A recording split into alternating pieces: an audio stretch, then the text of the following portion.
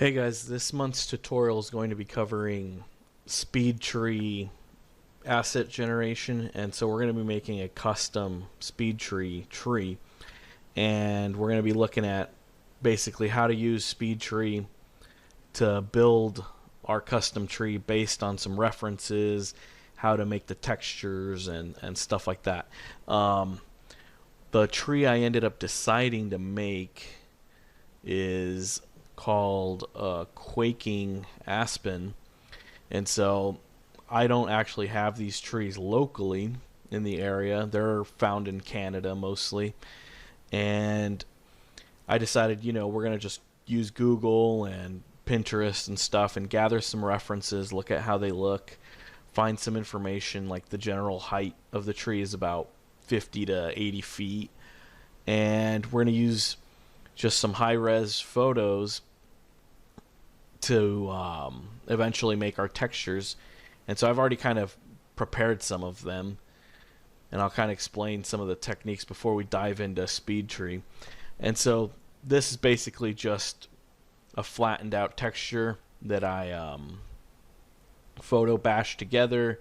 Just used the stamp tool, kind of just came in here and added some stuff. And something to keep in mind for the trunks, speed tree likes a ratio of 1 width to 4 height. So if we check the height of this, we have 1024 wide, 4096 tall. So it's 4 times taller than it is wide. So that's the ratio speed tree likes our trunks. And our leaves, it prefers them in squares. And so the trunk's pretty simple, just based on our references that we've pulled up on the internet. It's just a white kind of a texture with some basic changes and stuff. This is going to be a mid-ground semi-hero asset. If we really wanted to make this super detailed, we'd actually get scan data of the trunk.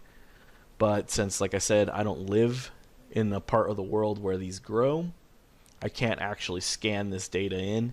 So this is a way to do it if you have the internet and we just need to build a tree from any part of the world. We can reference the trunks and stuff and build it ourselves. So nothing really complicated here for the trunk, just like I said, stamp tool and using content aware fill. Where's that at? Fill, content aware filling, and the patch tool, the content aware move tool, stuff like that. So this is pretty simple, and we only need this. And SpeedTree is going to tile this, and we're going to actually make this blend so it's tileable on the edges using another tool that we'll move to next after Photoshop. Our leaves now, I made a couple variations because once we go into speed tree, we're going to make several. We're going to prepare our tree so that we can do seasons, and so we can generate variations from this one model we're going to build. So that way we'll have fall yellow trees, spring kind of a green, some reds in fall. And so the idea is that with this one speed tree setup of our master tree, we'll be able to build multiple seasons and variations in height and density of leaves, since they look a little different. If you can see, some of them are a little taller. So we're gonna be able to make variations really quickly once we build our master asset in speed tree. And so looking at all this and just seeing the colors that we get from some of the leaves and stuff, get some greens. I pulled up some images that were pretty high res off of the internet, like 2K, 3K, and basically all we did was just pull them in. So here's our tree. I cut out the background, so if we uncheck the black background, we've just got black. I manually came in here. If you guys have a Wacom pen or a Wacom pen, this makes it way easier to just kind of erase the outline and stuff. And so using some of the transform tools, so if you hit Control T, I kind of moved it into place so that the stem is down here towards the middle, and try to warp the perspective so it's as flat as possible. I came in and denoised some of the noise inside of the texture. Typically noise is found in the blue channel, so what I did was just came into noise, chose reduce noise, and went to advanced. And on a per channel basis, we got rid of the noise in the blue channel. The other channels weren't as noisy. Most of the noise was in the blue channel. And so we got rid of it there. And then we ran a sharpen filter using either smart sharpen or unsharp mask on top. And that gave us a little bit more of a sharper and cleaner image to blow this up. And so our leaf textures are in the 4K range. So pretty high quality. And this is just something I pulled up off the internet, and we kind of edited it and sharpened it and denoised it a bit to be able to bring it into 4K. And so after we cut out our background, we would select, holding control and clicking this. We've got our outline now. If you zoom in here, you can see the little marching ants, as they call them. And so using that, we built our alphas. And so if I turn that off, we have now our alpha here, and let's turn back on our black background. And so what I'm going to end up doing is saving out each of these files individually. So we have our alpha cut out, which we're going to use in the Redshift sprite shader eventually when we actually do shade these in Houdini. But this tutorial is not going to really cover the shading part in Redshift. This is more about building the tree itself in SpeedTree, since a lot of people ask about how to make custom trees. And it's pretty easy, and you can make a lot of variations, which is great. It's really powerful for people to learn how to do this instead of having to buy trees or get them off the internet and stuff. It's easier to just make your own once you learn how. And I also decided to make a different alpha, a fall alpha, and so this one's got a little more damage in it and stuff. And so it looks like it's been eaten by caterpillars or something, falling apart. And so we've got different colors. We've got this yellow one, which is fall. And this is just basically it's just a hue saturation adjustment layer on top of the green original. And I just drew in, using a mask, a little bit of this green here, so there's variation. So it's not just yellow, there's variations, like some of it's still a little green. And so that's our yellow leaf for leaf 2, and here's our reddish leaf. And same technique, just used hue saturations, adjusted them. If you look at this, so I just shifted the hue over, and I used masks with some brushes to kind of just add variation on the edges.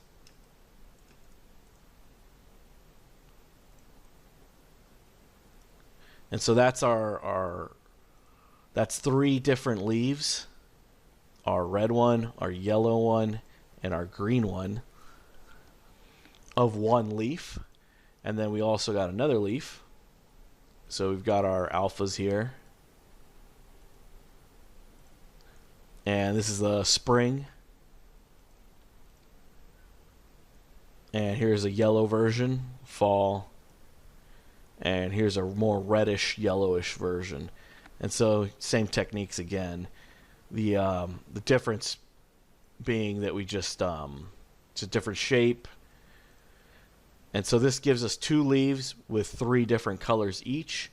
So that should give us a good amount of variation, like we're seeing in some of these images, where, like for example this tree, some of our leaves are green, some of them are orangey, some are yellow. And so just having that amount of variation is good. So this basically gives us 6 textures to work with, which is a good amount. And so now that these are prepared, you guys can, it's not, like I said, there's nothing really that special happening here. I just cut out the leaf and did some adjustments using adjustment layers. That's it.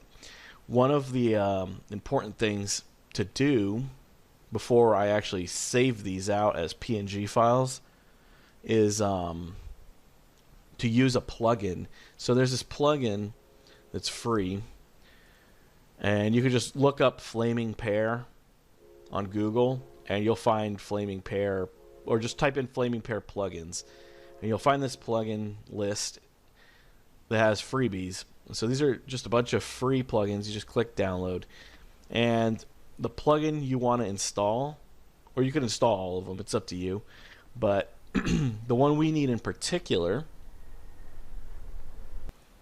is the let's select something. Why is this not?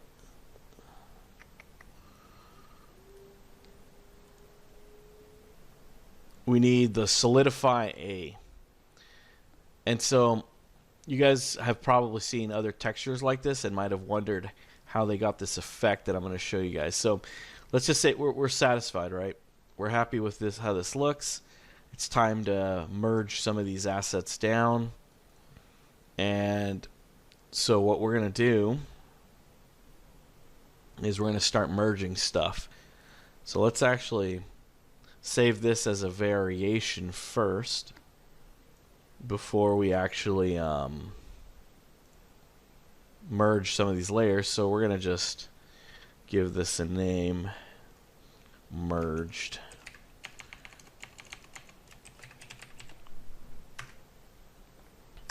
And we're going to start to merge our textures here. So let's open this up. Let's merge this group. Let's merge this group also.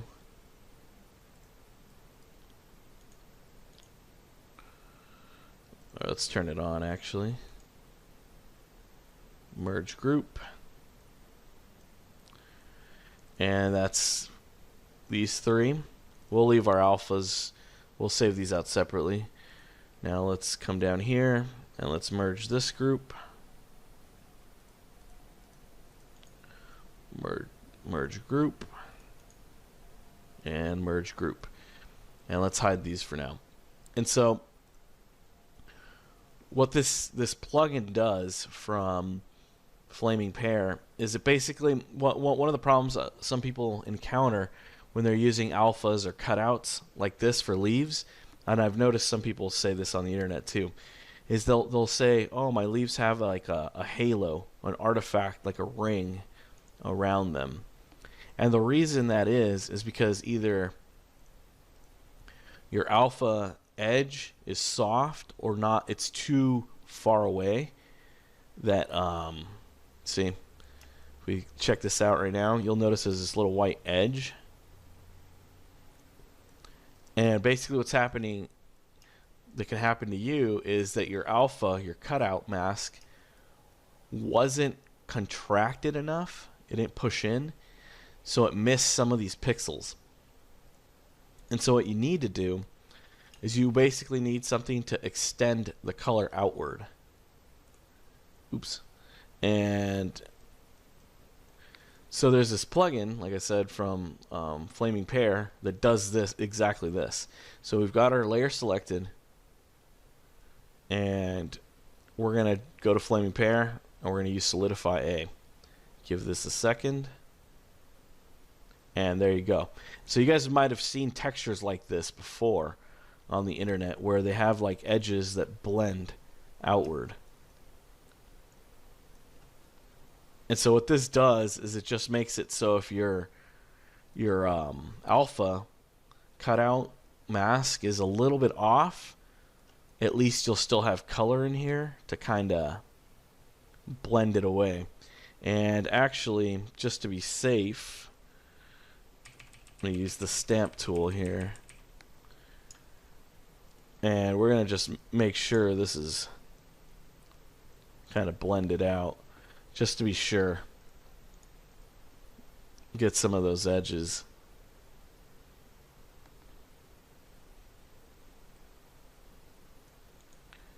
And right now, actually, no, you know what? Let's go back.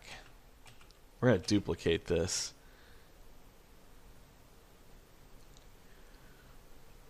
And we're going to do it to the bottom layer. We're going to actually blur the bottom layer a little bit. The Gaussian blur. And we're going to just use a blur of 2 point something. And with that, we're going to run the flaming pear on it. This might give us a little smoother results on the edges. And no, it did not. It actually gave us a halo again. It's kind of weird. Let's try it again on this.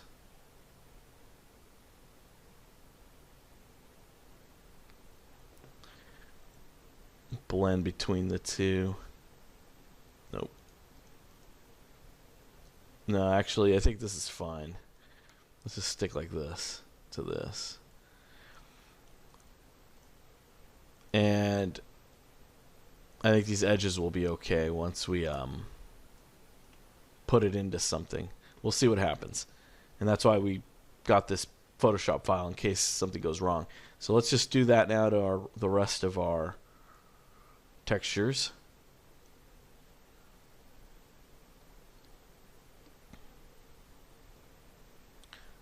Let's activate each one by one, going through. Processing them. Let's turn these on. Let's move down to here.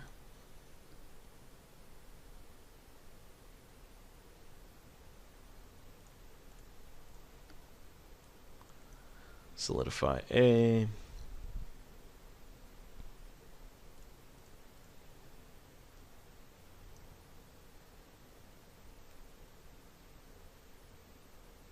And cool. This should be a pretty good foundation. So now what we got to do is just export each of these. So we're going to write these out. And we're going to write these out in PNG format. So quaking aspen leaf. And we'll say this is fall. And this is leaf 1, so 0, 1. And we're going to just copy this name.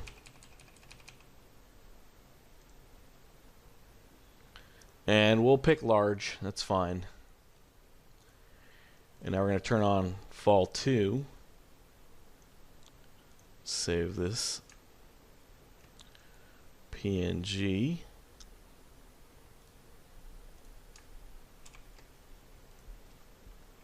Call this fall 2.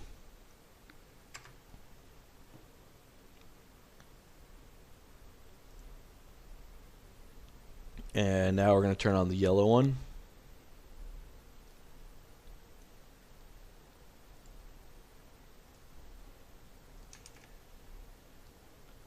And we'll just say summer since it's yellow. So this will be summer 1.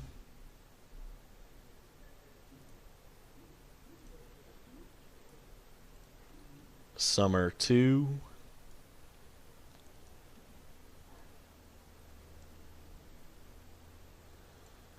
PNG.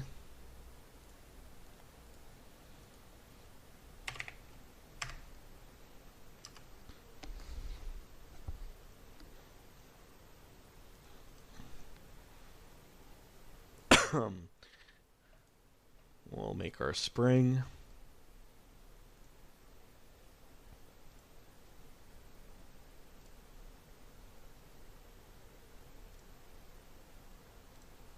Call this spring.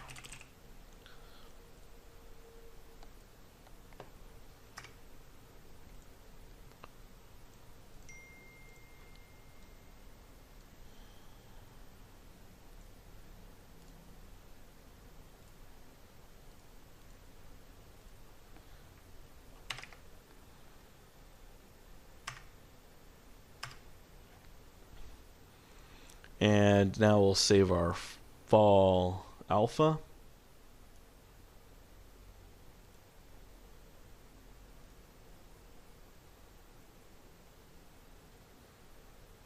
So let's call this fall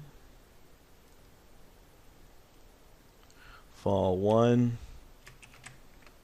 Oops.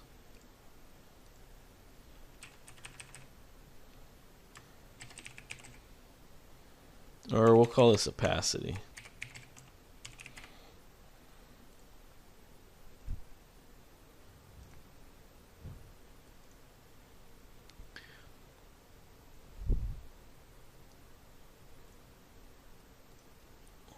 We'll turn on this one's fall opacity version.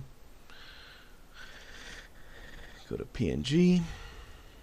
And this is leaf 2.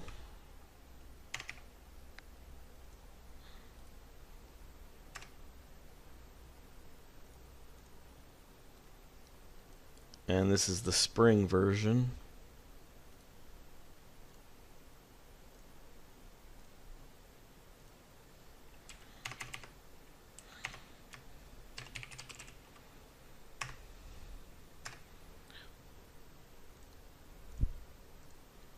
And so is this one.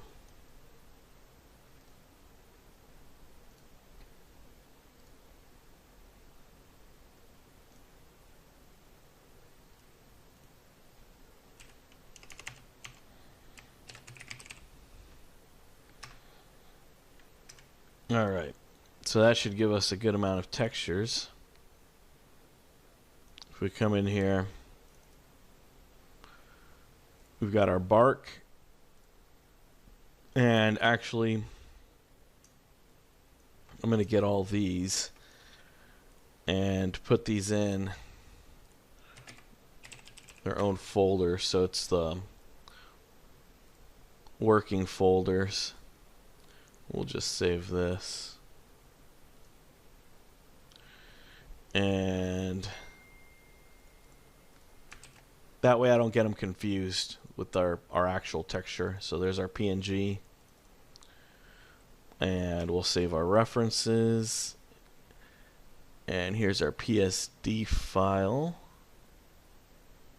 Should have another one in here. PNG, PS. Oh, there we go. And so I'll call these working. Put them in the working folder. And so now we've got 4 different opacities. And we've got 6 different, and actually, why is this? Yeah. And 6 different leaf textures. Cool. So now what we need is we need to generate, if we open these up, we need a normal map. We need to basically convert these so that we have a normal map, and we need to tile our bark, among other things. So there's this really, really cool program that I recommend people get. It's from the guys that make Substance Designer and Substance Painter. A lot of people don't know about it. And this app is called Bitmap to Material. And so we've got it right here. Let's fit this in. And so what this this program does, and you could do this in Photoshop. There's free plugins that would let you do this in Photoshop to make normal maps, and you could tile using the offset method. I just like this tool because it's easy to use, and it works. You get a little OpenGL preview, and it's just pretty useful. And it's really cheap. It's inexpensive. You can get it off of Steam for like $60. So for $60, it's worth it if you're converting textures off the internet and photos into shaders and materials that you're going to need pretty often. So I use it pretty often. So let's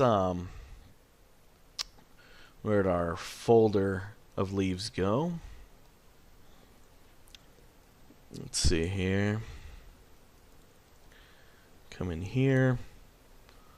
And we'll just start with our bark. So here we've got our 4K bark texture. So we're going to just drop it in right here, and we're going to choose main input. And so right now it's squished, and that's because our output size is the same, a square, and we actually don't want a square. If we right click our bark texture and we look at the details, it's 1024 by 4096.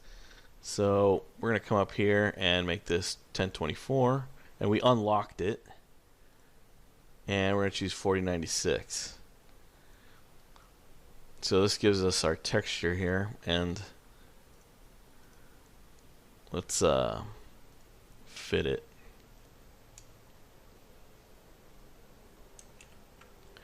So you can see here we've got our texture, and you can zoom in a little more, check that out to see what these nodes are going to be doing to our texture. So right now, as you can see, it's mapped onto this cylinder, which is okay.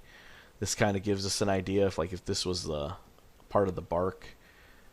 And as you can see, there's a problem. We have a seam on the edges. And so what we need to do, our first step will be to fix the tiling of the seam. So if you check down global, there's a make it tile option. We're going to activate this, and we're going to use edges equinox. You could try edges linear or edges XY, but we want the bottom and the bottom top and the sides to tile. So edges equinox usually works best for that, and that kind of already fixed most of that issue. Let's try edges linear, and I think edges linear might be the best option right now. We'll switch between the two.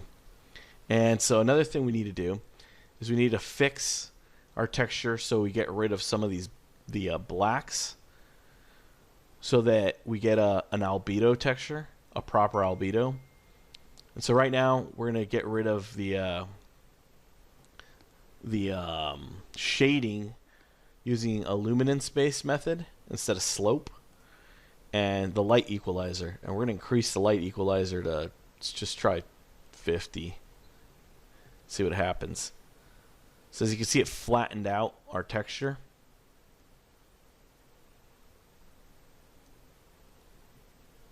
And that kind of helped our seams a little bit more. Let's switch back to equinox or quincux or whatever that is. And this looks a little better, I think, now. Okay, cool. And we can tile our texture if we want further. There's settings. You could switch the geometry to other things. When you're in SpeedTree, that's actually what's going to control how much it tiles up and down the tree trunk. So right now it's kind of squished, and we're not going to really worry about that too much right now. This is kind of just to get the idea of our how it looks with a bump and normal and stuff like that, and just to get it to not to tile obviously, basically.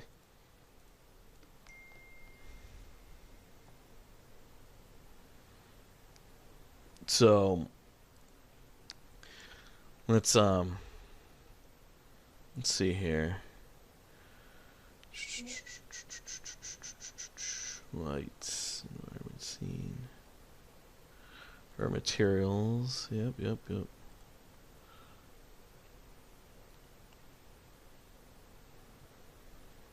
Yep, mesh info to normal. Yeah, this is fine. And so we're actually on our outputs.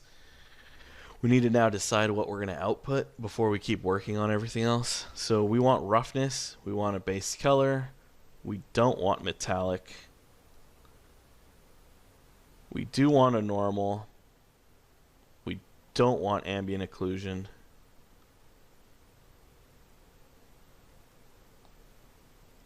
Because there's no point in making ambient occlusion since this isn't really a game engine. I mean, we could maybe put it in there if we really want for some extra detail, but I don't think we need it. We're gonna use specular.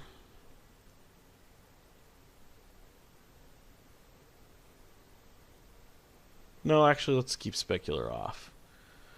So we'll just use roughness, normal, and our height in case we decide to use a little bit of displacement. Height and displacement is basically the same thing.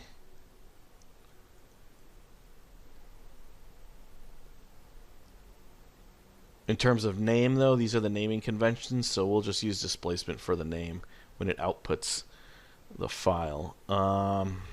Okay, cool.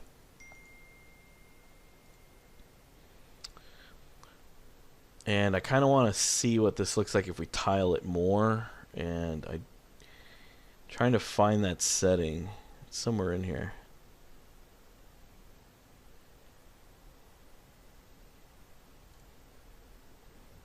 Scale, tiling. Okay, yeah, here we go. We've got it tiling once. So let's tile. We tile it. That's too much. One time. Twice. Let's just keep it. Tiling 1.5. And I think this is good enough to kind of get an idea of what's going on in here.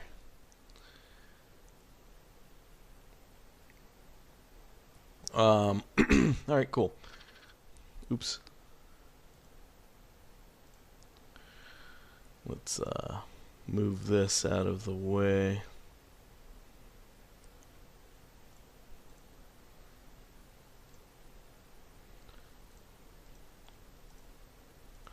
What's going on here? There we go. Alright, let's zoom back out.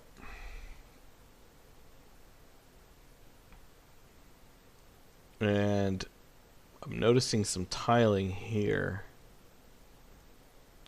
which is kind of weird. This shouldn't be happening.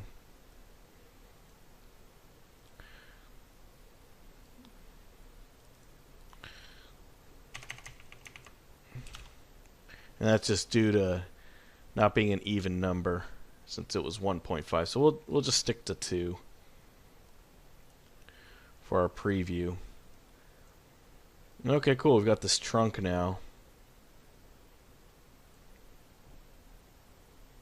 And it is squished. It should be tiling twice upward also, but this app doesn't let you adjust that. But I think that's fine for what we're previewing here. And so it just lets you mess around with that. Let's go back to 1 so we can test out our normal, adjust that, the normal strength. And so if you come in here, and actually let's flatten our texture a little bit more. So on the light equalizer, let's go to 65. Let's see how that influences things. That had like no effect, so we'll just keep it there. Tiling transition precision. Let's see what happens if I hit this to 1. That kind of messed things up a little bit right here, but it kind of gave a interesting look to the normal.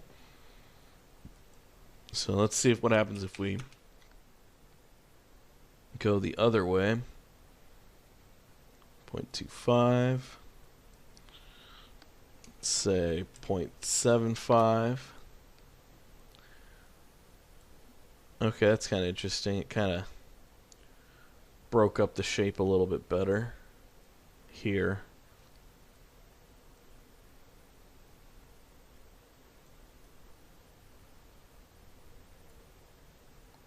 Let's tile it again and see what happens.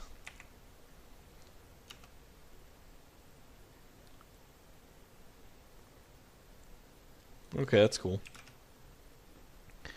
And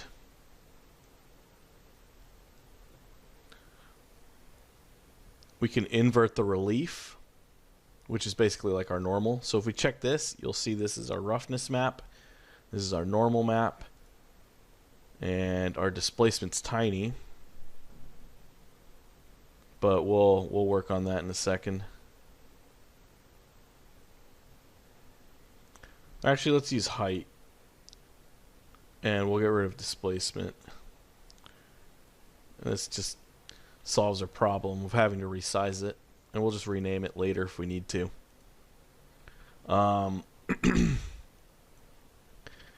we invert our relief, let's see what we get. So this is wrong, obviously. The shadows are supposed to be cutting in, not out. So let's keep that the way we had it. And here you can adjust the way the normal is extruding. So you could have low frequency, high frequency, and middle frequency intensity. So what, if we go to our normal, what details get pushed higher or lower. And so we're going to actually, let's increase our high frequency details so some of these little tiny bumps get a little more attention. So let's punch that up. Let's try 0.2. Let's increase that a little further.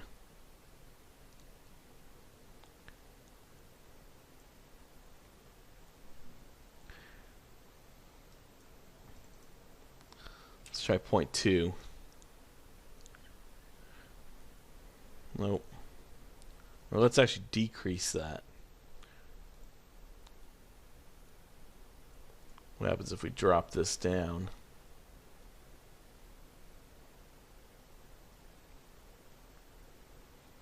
And that had the opposite effect of what I wanted, so let's go back up. And we'll choose, I think 0.3 will be okay.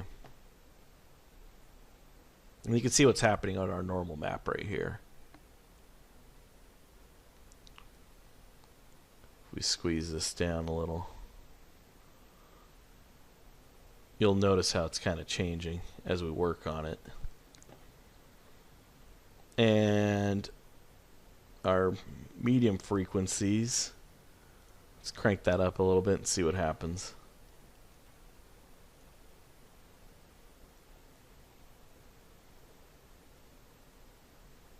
This is okay.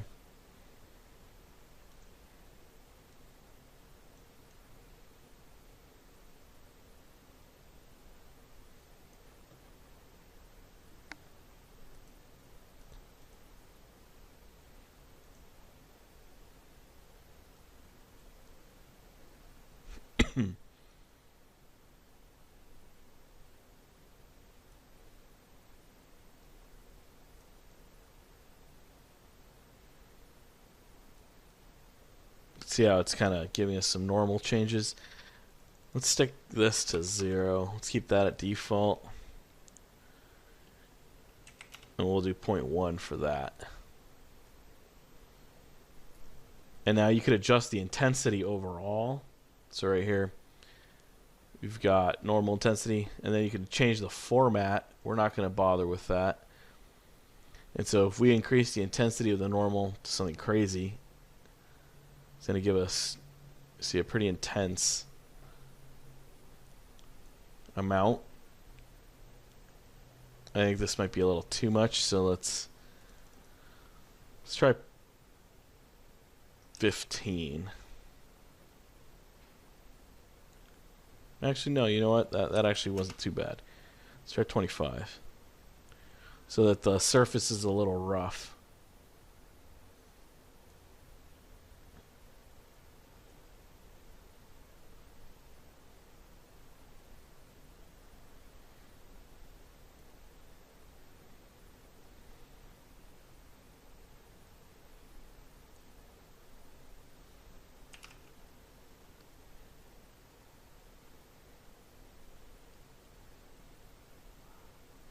Okay, that's cool. And you can pinch the edges so that creases like this get sharper. Let's just crank that up and see if we can. That's way too much. So let's drop that down a bit.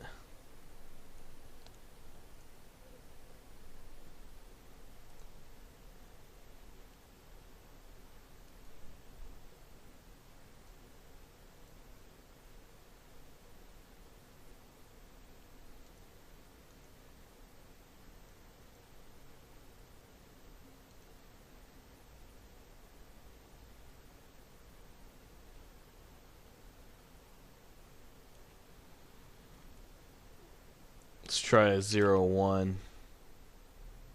I think that's okay. Alright. Then we've got our diffuse color. If you want to shift the hue or do something else, I actually think this grayish white color is pretty close to our references. We come in here and check out these references there. This one's got really strong whatever this fungus or whatever is growing on it, but the color, and this is a yellow shot, but it's pretty gray, so that's fine, I think.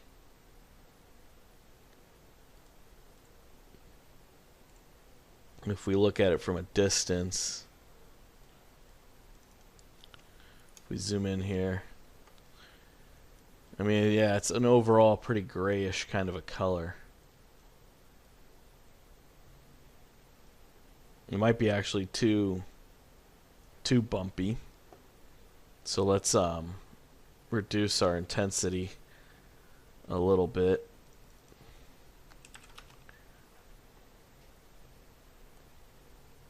It's a little smoother in the references.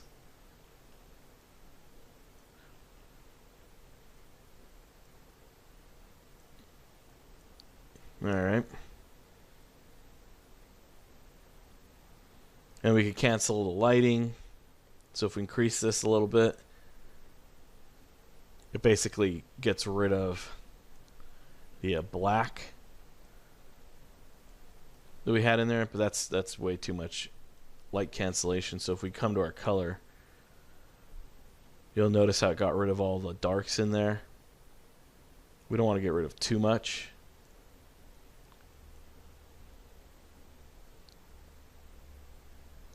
I think if we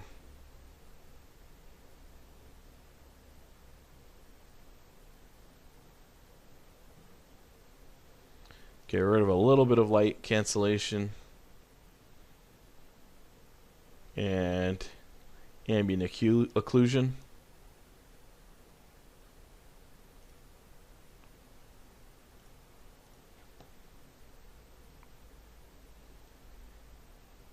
there we go. That way we get a pretty flat texture, which is what an albedo map should look like. It shouldn't have shadow information.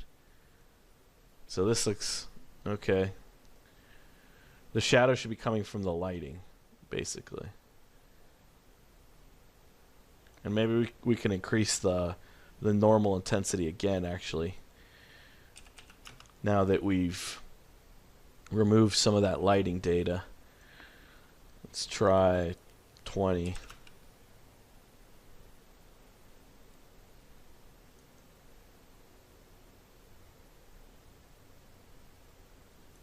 Okay. Cool.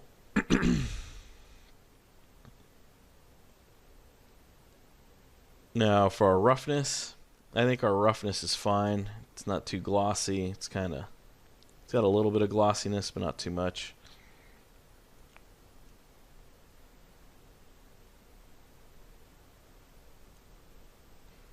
We can add maybe a little variation.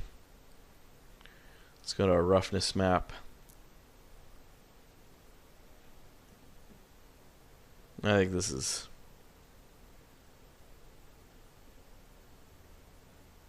This is fine.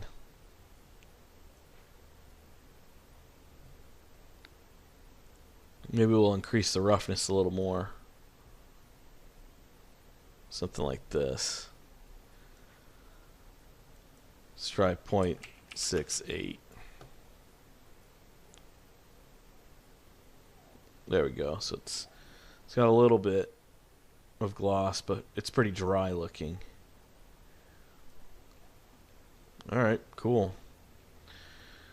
So let's close that. Let's close that. Let's close our relief.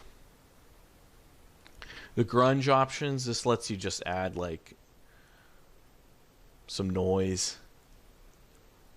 So if we turn that on, there's different options.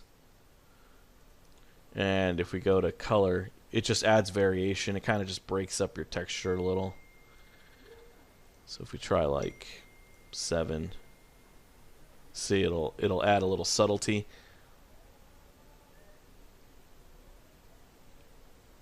So if I were to increase the contrast up, you'll see it more. See that? And I think that helps a little. Not that much contrast, but just to kind of give it a little variation.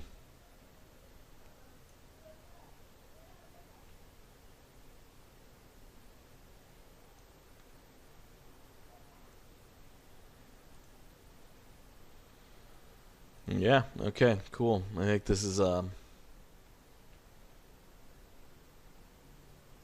enough. Maybe we'll crank up the adaptive shape a bit. Let's try different patterns.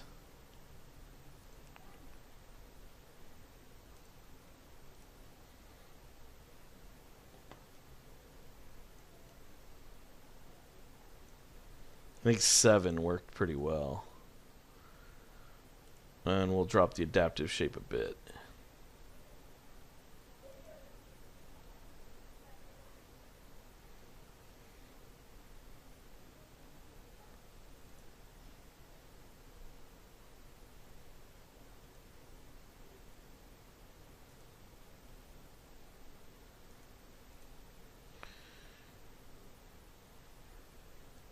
Yeah, cool. I think this is fine. All right, here's a good base. The surface has a little bit of variation. The normal map's in there, kind of giving us some bump.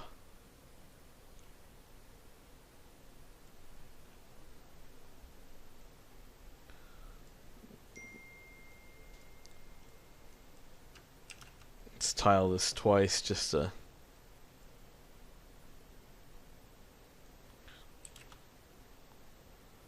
see what's going on.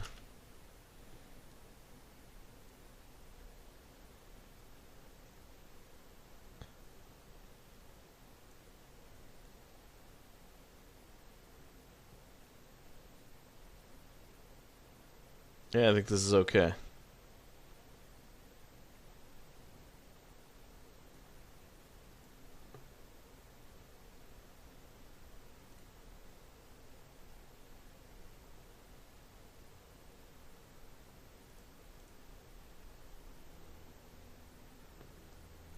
Let's maybe add a little more rough shine. So let's drop the roughness just a little bit.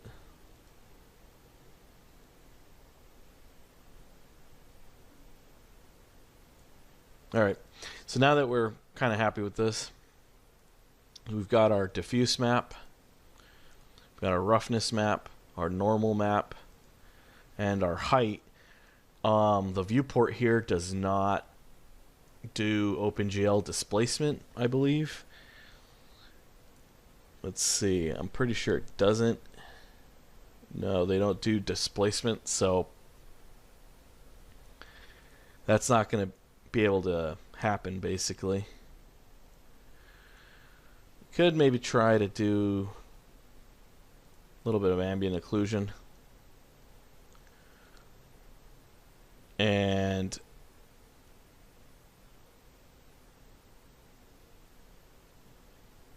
maybe we'll just add it to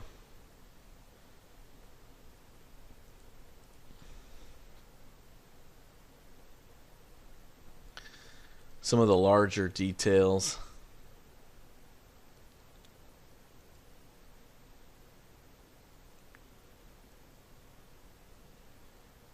Yeah, something like that. We might end up using it. We might not. Depends how it looks eventually when we take it into render.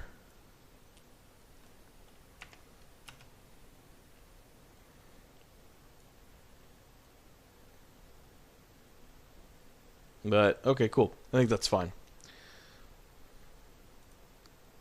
So, let's save this. And in order to do that, we're going to click Export as Bitmap. And so this gives you all the maps we want. We don't want metallic. We already have, if you look here, we want base color, roughness. Diffuse is basically the base color, so we don't want that on. We want specular, glossiness. We do want normal. We do want height.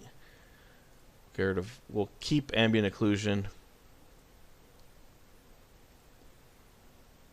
And we don't need opacity or any of these others. And so there's different formats you could choose. We're going to just send these out to our desktop so I can just drag them and drop them into my folder here. Quaking Aspen Bark. And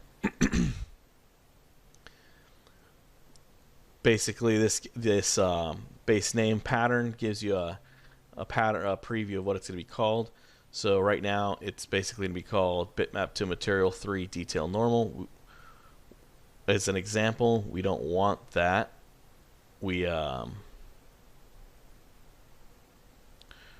Let's try, what was this called again? Quaking Aspen.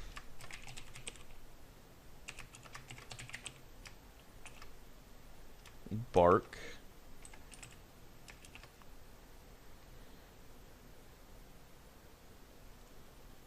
And so you can see, let's get rid of the %G.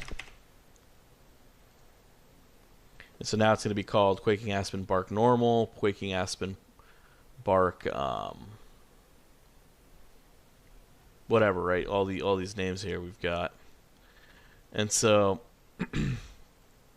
our format,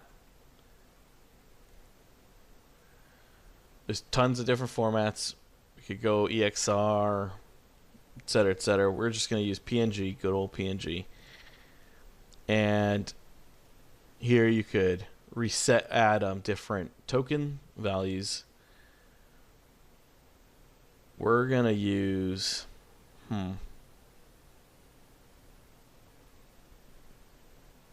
no, yeah, we'll just stick to what we've got here. So Quaking Aspen Bark color, roughness, normal, height, ambient occlusion, and actually we don't want that. And so that should be everything we need. So if we hit export, give this a second to write out our files.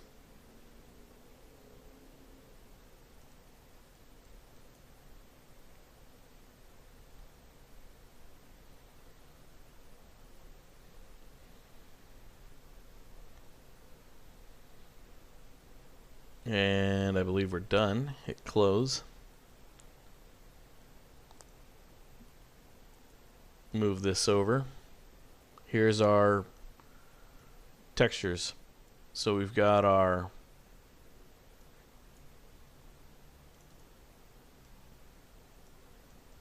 good old diffuse map, our bark height, our normal, roughness, pretty much all we need. Ambient occlusion, and so on. And so now we've got these textures created.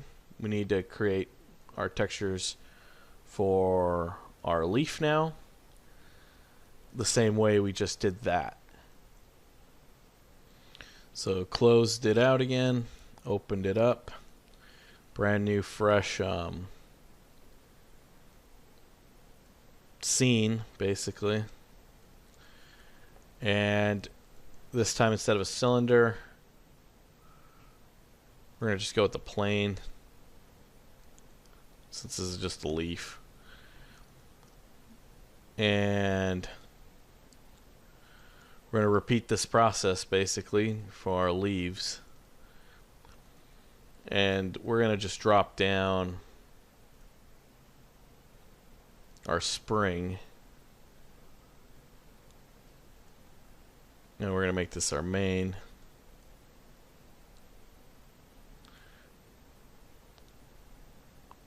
Image sequence found. Please, we just want one, because it's not an actual image sequence.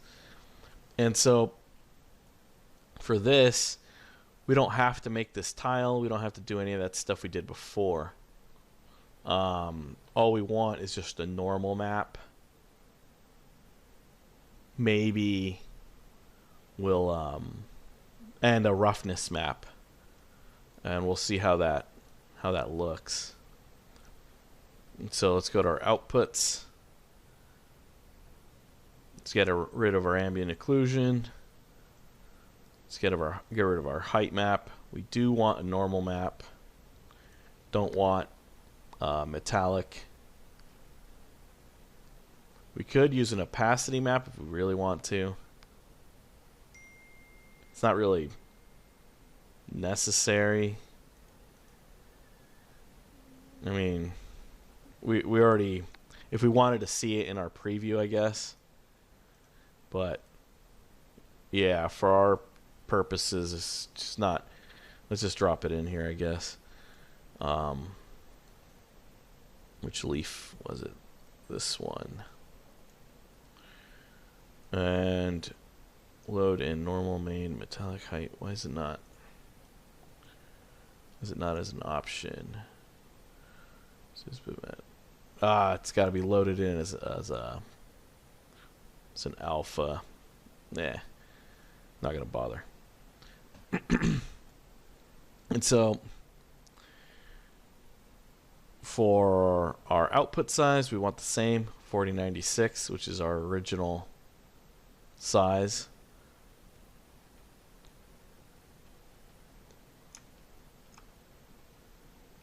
And let's actually shrink this down a bit.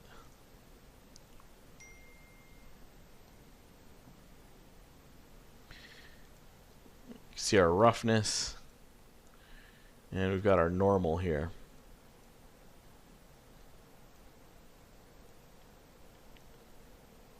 And so if we look at the normal, you can see that the leaf is bending a little bit on the veins and stuff. And there's variation on the glossiness. I actually think we could make this quite a bit glossier. So let's drop our roughness value quite a bit. That might be too much.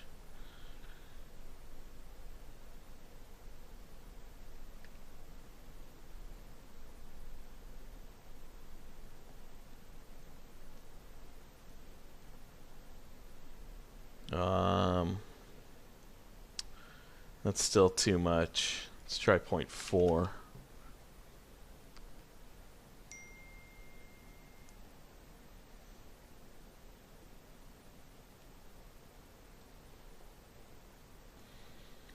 I think this is good. Enough gloss. So we'll stick to this for our roughness. For our next step, let's I think the diffuse is fine. We got rid of the shadows. The light cancellation's good. So I'm not going to even mess with the diffuse color. We're just here to basically get a roughness map and a normal map. So see what else we can get here. So if we drop this down, make any difference? Not really.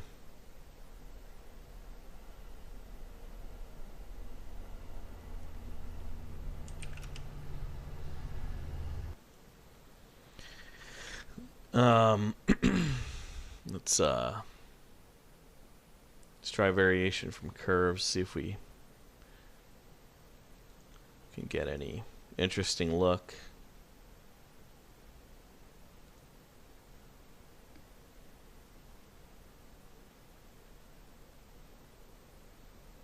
Shift it the other way.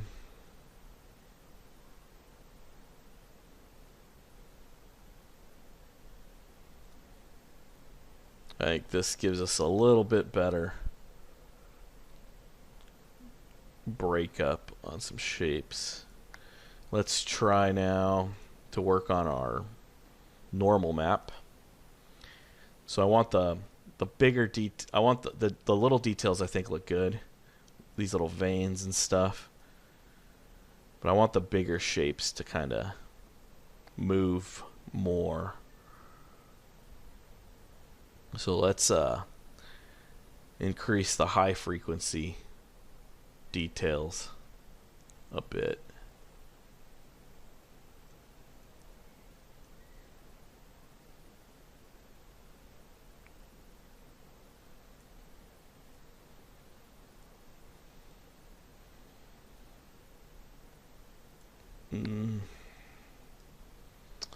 Let's keep that at... No, let's do 0. Let's try increasing the mid frequencies. Let's see what happens.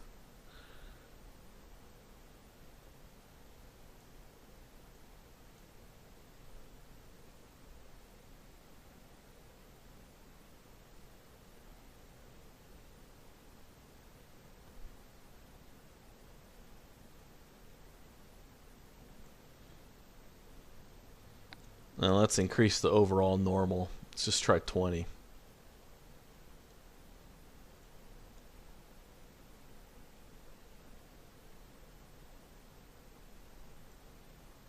Let's move back our mid.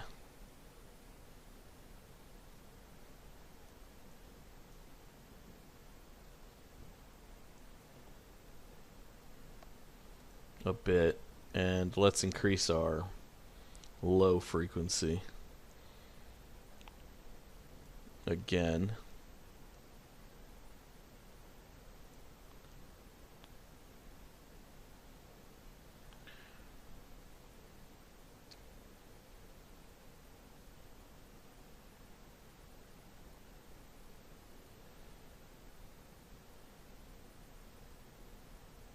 And so that way we got some larger bends on the normals.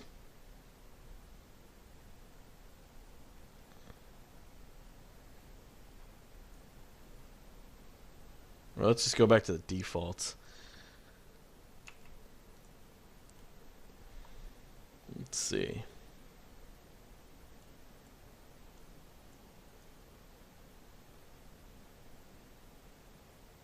And keep in mind these leaves are going to be bending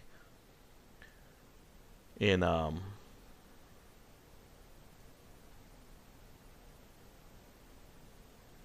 speed tree. Since we're going to tessellate the outline on these, they're going to actually curl. So this normal map is just extra detail here. I think this is good enough.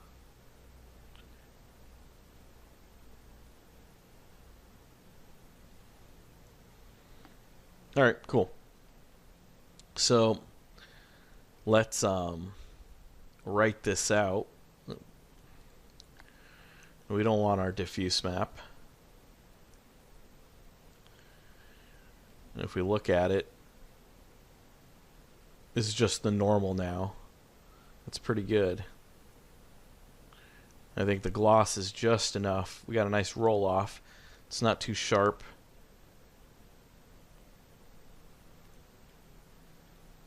Good amount of normal detail. Alright, Let's export these out again. And we'll call this Quaking Aspen Leaf.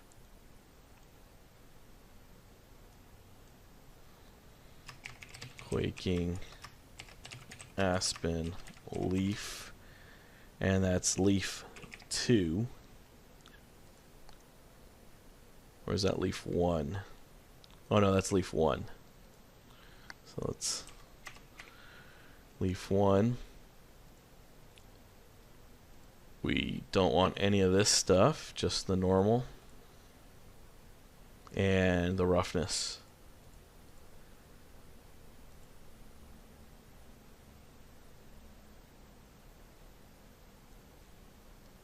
And I think that will do. Let's save this out as a PNG.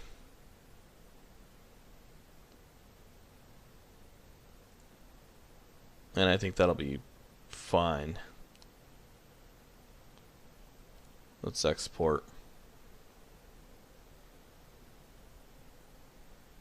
Since all these leaves are going to share the same normal map, pretty much, and the same roughness, and we could remap the roughness when we're shading if we want it to be a little less glossy or glossier using a remap node when we're actually shading, so that's not a problem.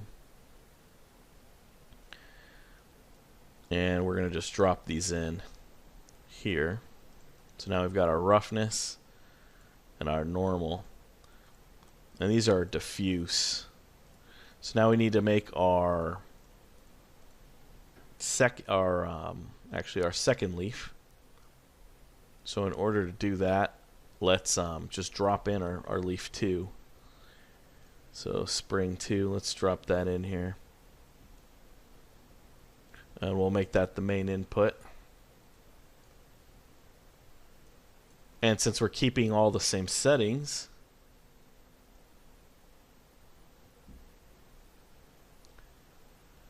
it already automatically kind of just built everything for us.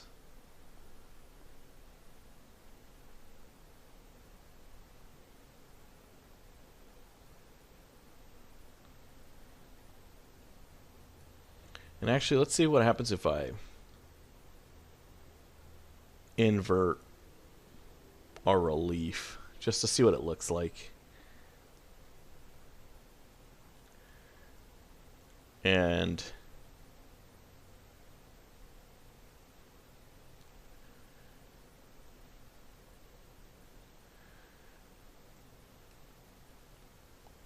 while I like how the outside looks a little bit more, the veins are wrong, so we actually need the veins to be lifting, not indenting. So I think this'll do fine. And actually it's not double-sided, so I can't check. So let's try to put this on a different geometry, see what it looks like on a cube.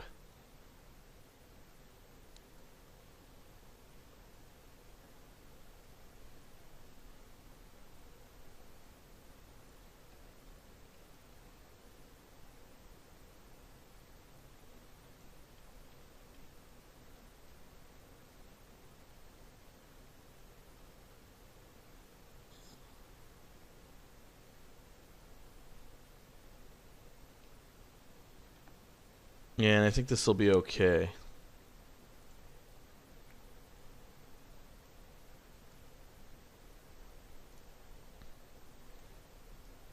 See if I put this into our opacity. Test that out.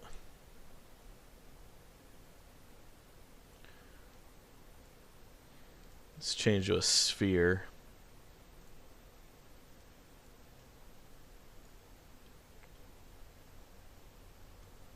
There we go. And for some reason, there we go. Even though it's mapped totally wrong, this will give us an idea of what the shape looks like, which is pretty good. So if we look at this from the edge, you can see how the veins are got little bumps. We've got some details. The highlights look okay. Let's activate our base color just to see what this looks like with color. Let's put our opacity again. For some reason it resets. Yeah, so as you can see, the leaf looks pretty good. So we've got a good amount of detail, color and stuff. So as you can imagine, once we actually put this on leaf shapes in SpeedTree, we'll get some pretty good results. And this is just, you know, like I said, guys, this is just some 8-bit pictures I found off the internet that we're working with here. All right, cool. Let's export this. And this is Leaf 2. And again, we only want the roughness and the normal map. We'll hit export.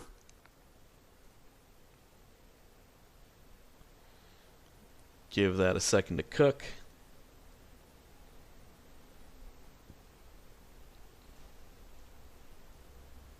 And so yeah, this is a pretty neat app. So imagine you guys could, from any pictures off the internet, if you prepare them decently, you can make some pretty good PBR textures, as you can see, that are, you know, some pretty good results for being just low quality images that you got only from the internet that was just a color. And you can make normal maps, roughness, all that stuff using this app. And bitmap to material is pretty inexpensive. Like I said, it's like $60. I don't even think the Substance guys even update this app anymore. It's pretty old, but it's useful. It's got its uses. And there you go. Cool. So now we've got our normal maps, our roughness maps, our opacity maps, and our diffuse maps for everything. And now we're ready to basically take all these textures that we just built and start building our tree inside of SpeedTree and generating the height and the branches and putting our textures on there and stuff based on our references that we've got. So if we come in here and look at the leaves, you know, it's about similar. You know, we've got some good highlight roll off. Maybe the normal might be a little too strong, but you know, we could always adjust that at shading level from a distance. Let's see how this looks. You know, it's pretty good for just being some cheap textures from the internet. If we let's try real quick just to kind of see what these look like with our different colors. Let's so here's our yellow map on there, and we got this nice little variation of green on there from Photoshop. There's no backlighting in this viewport preview, so we're not getting that see-through, thin, paper-thin leaf kind of look. But I think once we do that, when we get to shading this, actually will look pretty good.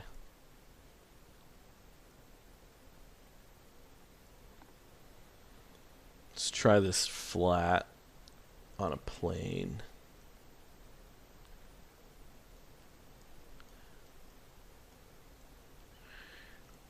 And let's drop our opacity down on it.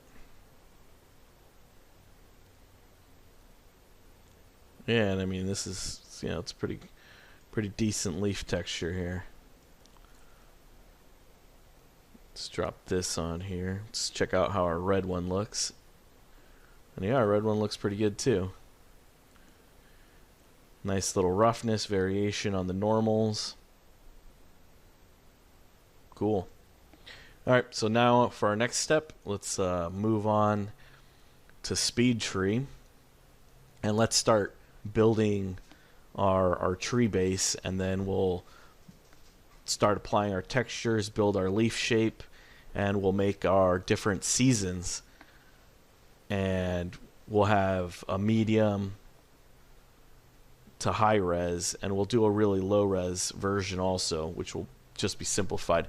And that way we could export variations in the end for different seasons, different resolutions. So yep, let me pause this and let's move on to SpeedTree. Hey guys, so here we are in SpeedTree. We're going to start out a brand new tree, and we're just going to hit new. We could start off blank. There's a couple templates. In all honesty, I recommend people just use the templates to give you a nice base, a foundation. And so if we look at our reference for our quaking aspen, it's pretty much just a tall conifer looking. It's a broadleaf, but it's shaped like a conifer.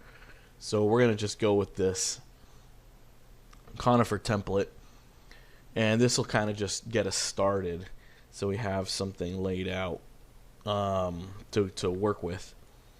And so the hotkeys I have set up are pretty much like Maya's, where you can just hold Alt, scroll around, middle mouse click, that type of stuff.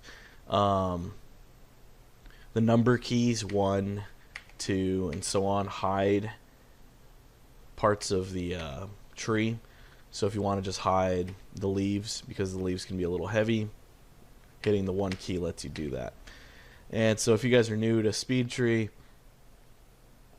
the UI, I'll just give a quick summary of it. It's pretty straightforward. We've got our viewport, we've got our node system. So if you're coming from Houdini, pretty much the same idea here. You start off with a base and you build nodes on top, and you can branch out and stuff.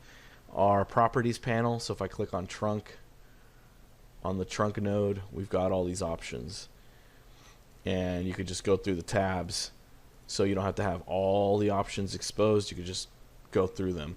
The top gives you some options for forces, wind, the tree resolution, seasons, stuff like that. So we'll go into that later. This side, you could go into the meshes for the leaves, the material sets, and the materials. Right now we have no materials since this is just a template. And so we'll be going over all this stuff in a moment also. So yeah, let's just dive in and get started. It's pretty straightforward. I mean, Houdini's way more complicated to use. So if you guys are all learning Houdini or already know Houdini, this is going to be cake. Super easy. Something to keep in mind right here is this tells you your poly count. So depending on what's selected. So if we select nothing, no nodes, you get the total. So right now we're almost at 1 million poly. So this is going to be a pretty high quality tree we're going to make, and we'll develop the different versions: low, medium, high. So yeah, let's dive in here. So for starters, let's just hide our leaves, because we're gonna have to edit our leaves completely separately. Let's check out our tree. So if we look at our reference here, the branches start off quite a bit high, almost halfway up the tree height. So let's adjust that first. And let's actually also check the total height of our tree. So if we come up to the trunk node right here, so if we zoom in, and let's just open this up a little. And you guys could snap these windows and move them around too. I just like using the default view. I think the default works fine for me. Let's come in here, let's select the trunk, and under the spine, which is, you'll notice when I select different nodes, the viewport highlights what's currently selected. So we're going to work on the trunk first. The trunk length is 60, and that's okay. I believe on Wikipedia they said the average adult quaking aspen is between 60 to 75. We'll just make this 65 meters. So we've got a or actually this might be feet, I'm not sure. And we've got the human for reference scale, so if we actually try, let's just do 6 here. Yeah, it's in feet, I believe. So 65 feet is about the average height according to Wikipedia. And we need to bring up our branches. So right now our branches are growing way too low. So if we come in here and we go to our branches, these are the big branches that are spawning the twigs that come next and everything else. We need these to grow a little higher, maybe up to here. So let's see if we come into generate clip pruning. You can prune the generation. So what we're going to do is we're going to double click this, and this is basically like a 0 to 1 curve. And so right now it's at 1 across the whole thing. So we're going to actually lower this down that way. And let's move this. Let's add another point on here. And just double click to add a point. And we're going to move that up. Something like that. And actually let's hide the rest of this stuff. So you could select the nodes and you could toggle visibility using the H key. You know, typical hide. So we're going to hide everything. So we've only got the big branches, so our viewport's a little lighter. And actually, let's save this so that we, you know, in case it crashes or something, we've got our assets saved. So we're going to head up, go to Save As, and we're actually going to drop this into the folder for our Patreon here. So we've got our little folder here with our textures and stuff, and we're going to just call this Quaking Aspen 001. Cool. And let's get back to our branches here, and let's keep working on this prune. So let's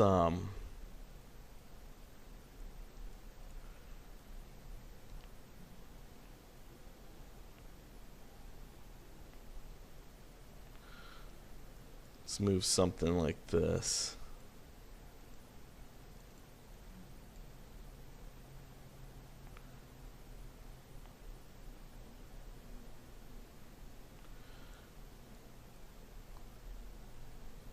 So this is getting us to start.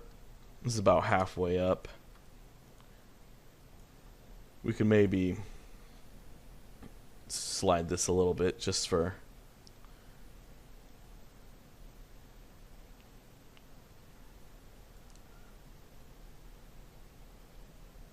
occasional random, just a little variation in there. And let's unhide our next twig level, our next 2 twig levels, and let's check out our, well, these are supposed to be leaves, but they're called needles because we use the template, and we'll actually use leaves, not needles. So let's hit the 1 key and bring that back. And okay, cool. So now we've got that going on. And actually, I'm going to look that up on Wikipedia again just to be sure if this is the right height. And according to this, they can get up to 119 feet, typically 65 to 80 feet. And the trunk can be 20 to 80 centimeters or 8 inches to 2 feet. So we're going to just go with, let's see how wide our trunk is. And let's see here. Size scalar, nope, rotation, no, spine. Length. Noise, prune, break, shape, style. So +% of radius. Where is our radius? Sweep. Favor boundary for rotation, position, size, scalar. Size. Ah, here we go. It's under a tree, not under the trunk. So the tree node is kind of like what sets everything up originally. And so this is where the radius is. We're going to, right now, 10. I'm not exactly sure what 10 is. As in, is this 10 feet? Is this... This might be too wide. So we're going to try 2. And that made things a little thinner, which is what we need. Just by looking at the reference, it is pretty thin. And these probably aren't full grown. If we look at some of the other pictures, they're a little bigger. And let's actually try 1 to see what we get.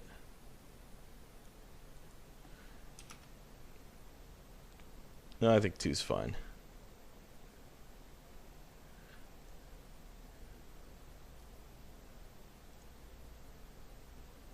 Yeah, let's stick to this. I think this is a little bit thinner, and our height is about where we want it according to our references here. The leaves don't really start growing until the top. I mean, we do have some twigs, but not as much. And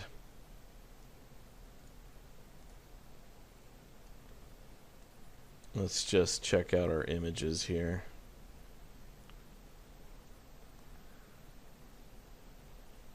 They come in some variations. Some of them are a little narrower, some are a little wider, which is fine. I think we're going to go for more of a look like this, where it's mostly bald and only the top half starts to grow. And so we're going to reduce the width here so it's narrower.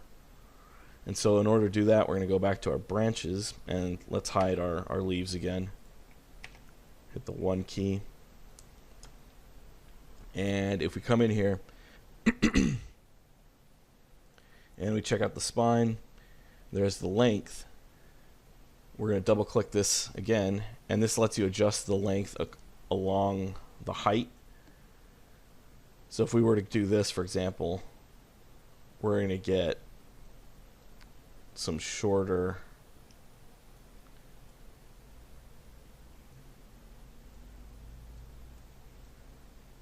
something ain't right here.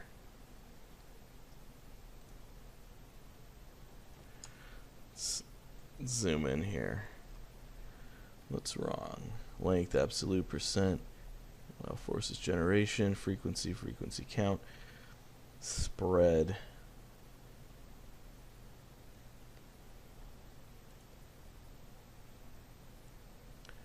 Let's undo that.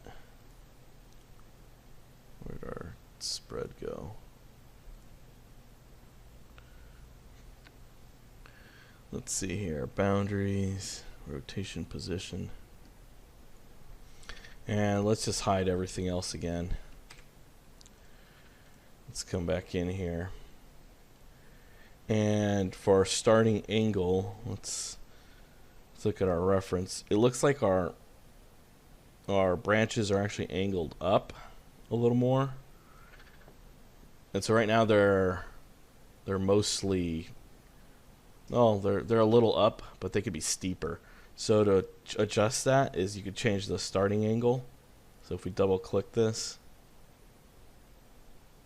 let's move this to the side. If we go up, it'll flatten the branches. We actually want something a little more like that.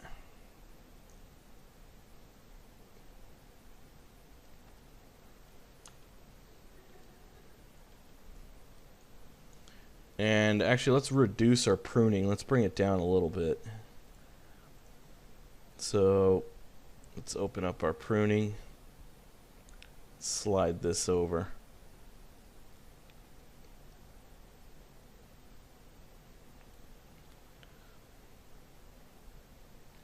And let's see what happens if we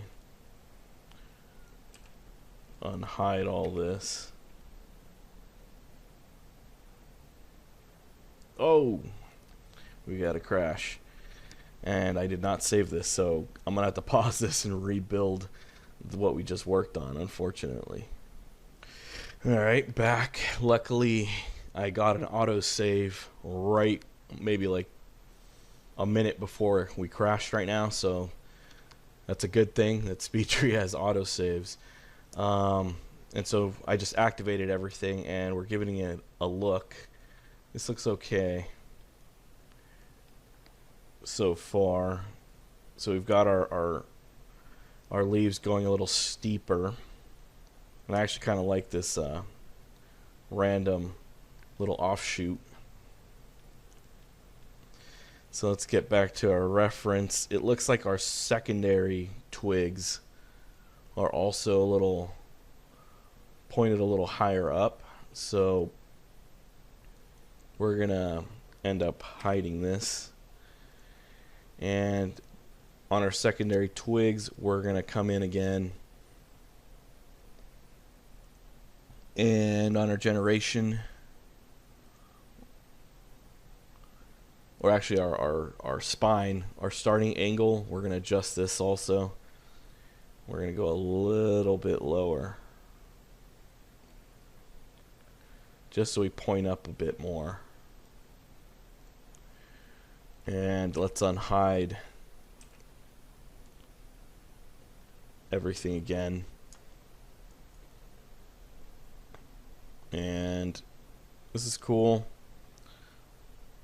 I think we're gonna get rid of this actually. So we're gonna come back to our trunk,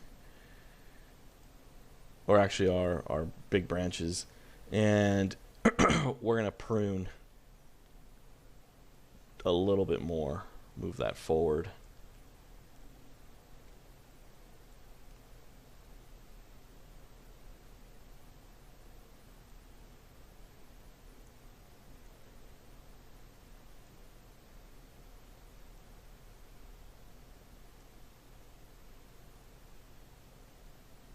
Let's slide it down a bit more.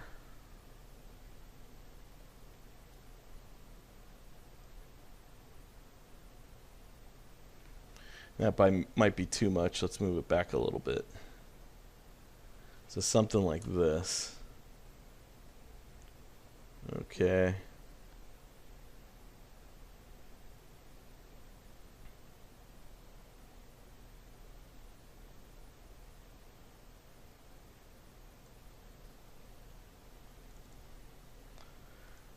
And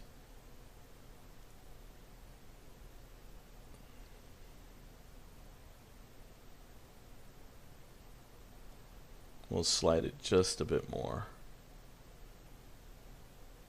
It's too much. There we go. I think this is fine. Okay, cool. So let's save this. Let's hide our leaves again.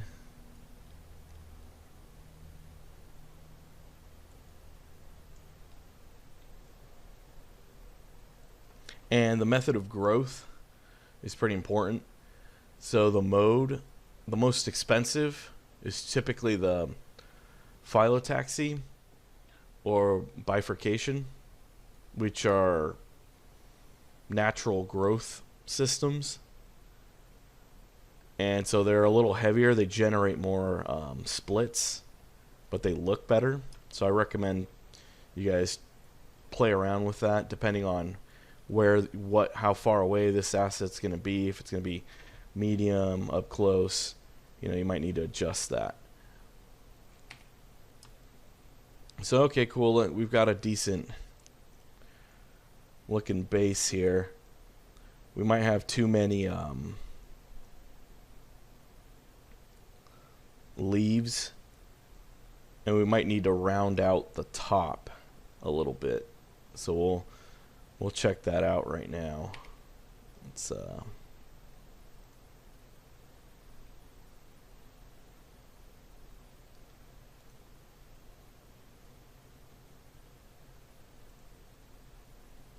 see what we can get here.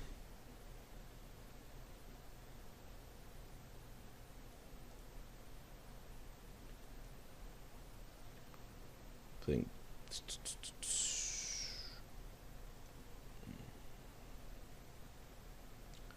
our length, absolute, percent of radius, parent orientation. I think our angle's okay.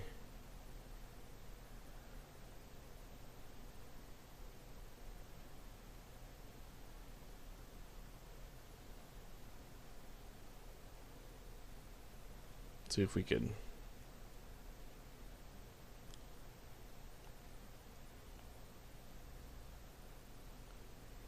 no, we'll keep that there.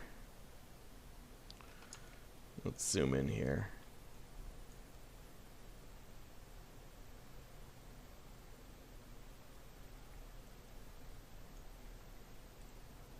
Let's check out our leaves. We're gonna have to adjust this since they're not gonna grow this way. The leaves, from the looks of it.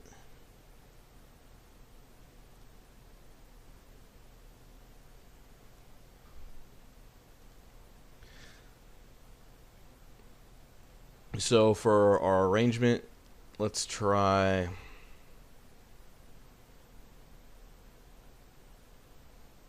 alternating. Okay, let's try different alternating method.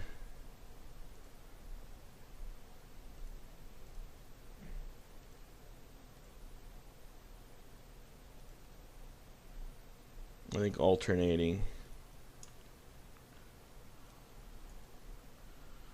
will work pretty good. And let's actually start working on our materials now to kind of get some color going in here. And so on the right side, we're going to switch over to materials. And for our first material, we're actually going to rename this. And so there's this manage button. So right now we came with the example. We're going to rename this to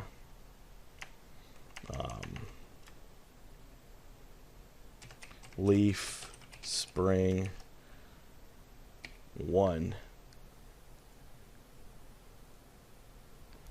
And we're going to come in here, make sure we've got our leaves here, and we're going to load them up. And so if you load up the color, typically what happens is it'll automatically load the other ones when it's named correctly. It'll detect it, so that's pretty useful. So we're going to go with spring 1. We're going to hit OK. And you'll notice it says maps for other material slots detected. So we're going to say yes. And this is why we gave them certain names. Not all of them got selected, obviously. So we're going to turn off gloss. Actually, we do need roughness in here. I'm going to turn off subsurface, AO, custom, metallic. We're going to load up normal. So let's see, spring, where's our normal? Here we go. But we need version 1. And we actually don't want gloss. We want roughness. Unfortunately, I think this, I'm not sure if it generates, if I'm able to reverse this or not, but we'll just drop it in here just for our purposes, and we'll invert it, and that should work. So let's zoom in here, and you'll notice right now that our leaves are getting cut kind of funny, and this is due to the mesh shape. So now that we've got leaf 1, what we need to do is edit the mesh, the shape of the leaf. So if you come down here, there's this option called meshes, and you'll notice this is where we've got the shape. So we need to click on edit mesh, and we need to customize this to work. So move that there. We're going to move this down here, and you want this white point. This is basically the center axis of your leaf. So you want this white point to be attached wherever your stem ends, and that's how it knows where to connect. So keep that in mind. And you could just click to add more points.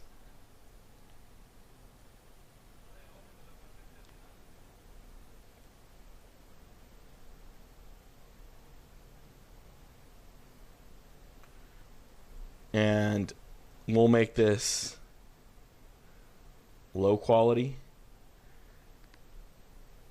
And if you want to get something that's a lot more high quality or medium, we could start adding points or tessellating.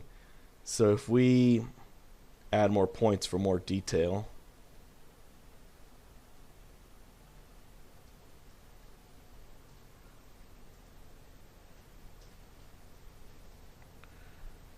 and let's actually erase. So this is lets you erase this little X button.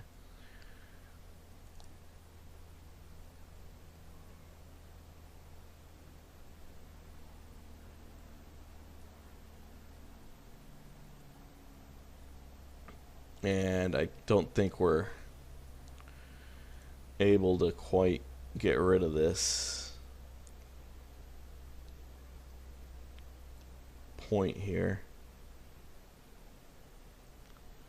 For some reason, this line is, let's mask it. So that's what the mask tool lets you do.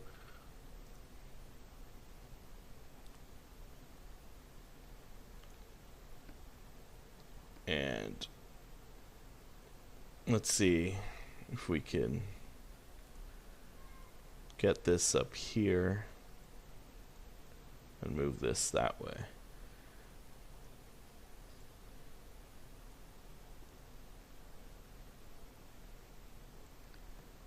Let's move our spine back down. So this is a little more detailed and lets you know 7 triangles. And we'll just make this medium. And you'll notice how it changed. And if we tessellate this, basically adds extra geometry. So let's just make that medium again.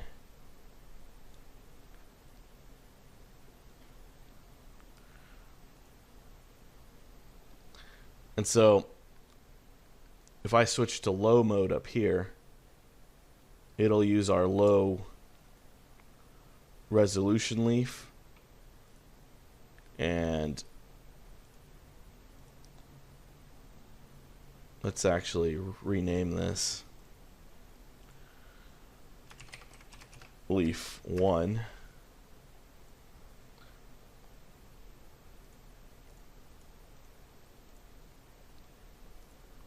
So this is our low poly, medium poly, and let's actually edit this.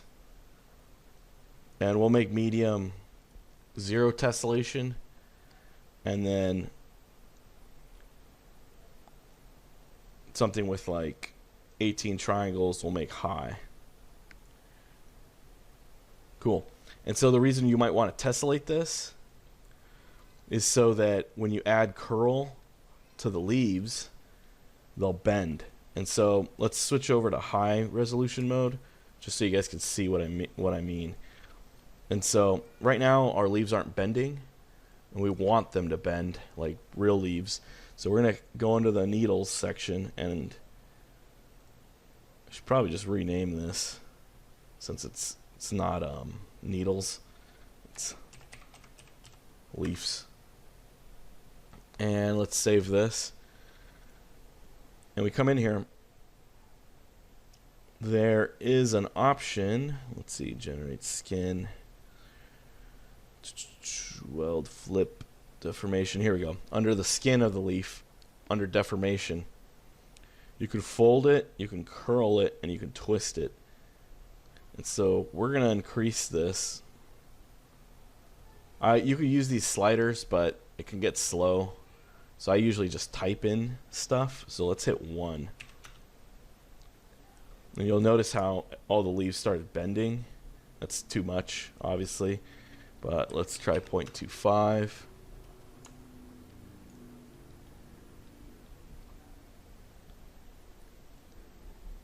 .5.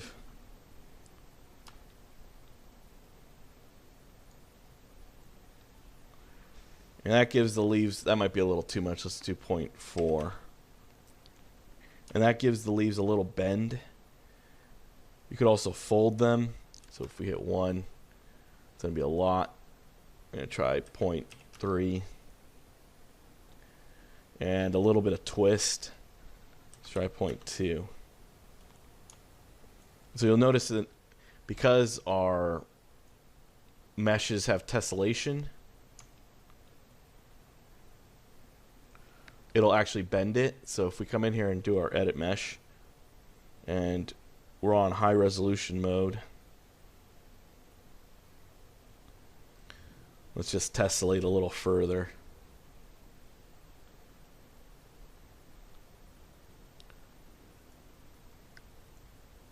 Just so you guys can see the details here. And it actually didn't make too much of a difference. But if we switch to low, you'll notice how they're flat now. They're not really bending, and that's because there's not enough polygons in the low edition to work correctly. And actually I just saved over our low, so let's switch that, undo that. So our low, you'll notice it's just not enough geometry. And so right now our total geometry is 300 something thousand. If we switch to high, we're at 725,000. And we're actually gonna, we don't need this much tessellation, so let's 15 I think is, or 19 was enough. So we save that out.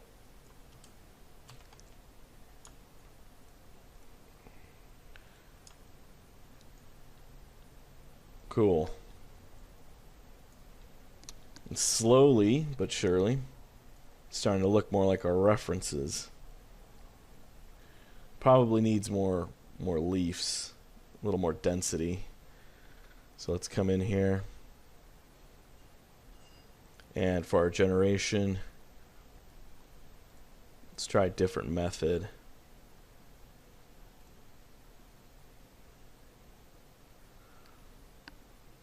World looks better density wise, but it's all over the place.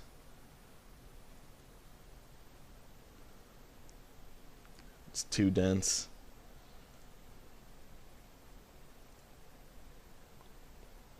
So let's reduce our children amount. So let's see if we do 3.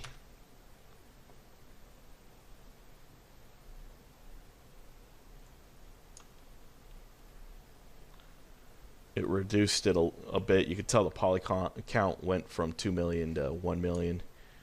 This might still be too much. Let's go back to alternating. No, actually we'll do world, and we'll use 2. So it's a little less dense, not as dense, but denser. Okay.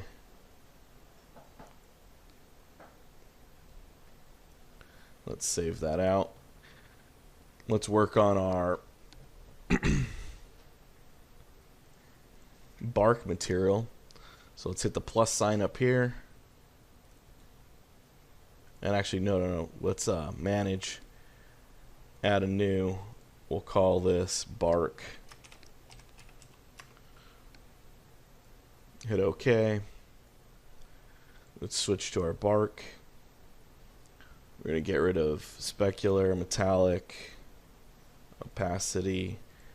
Oops. Cancel. Get rid of AO, subsurface, custom. And we're going to just work with the color. So let's jump back up, go into our bark, and we're going to use our bark color.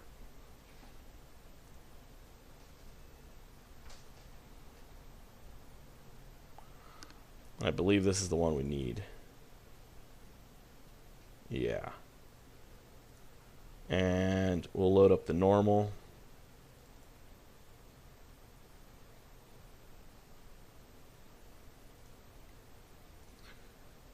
We'll load up our roughness and invert it.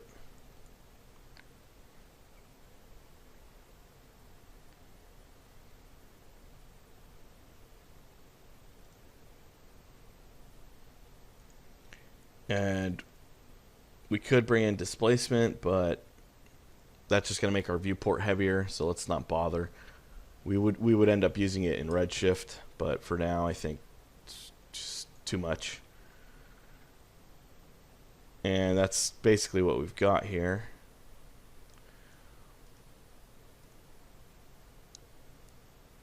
And we're going to end up dropping it onto our trunk.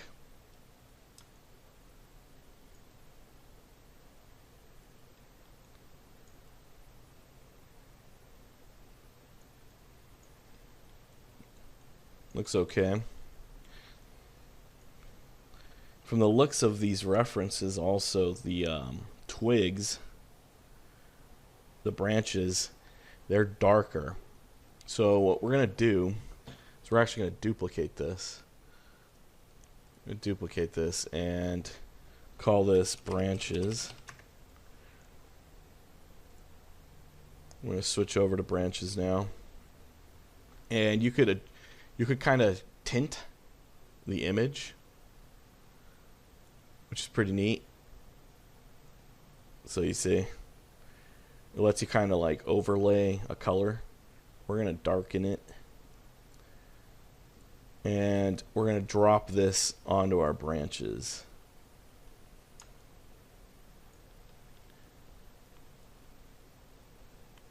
And that might be too much.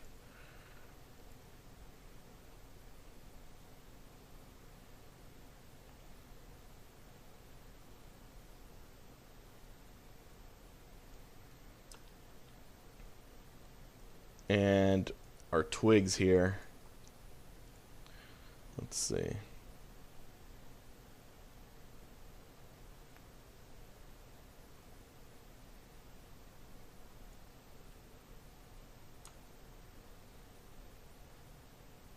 We'll just use it on twigs and we'll use our regular on bark on the larger branches. And so if we switch over to branches,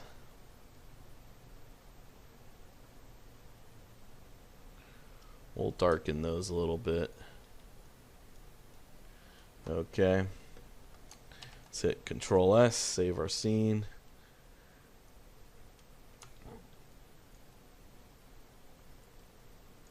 Cool, we've got a foundation pretty much based on our references and all our textures and stuff we made.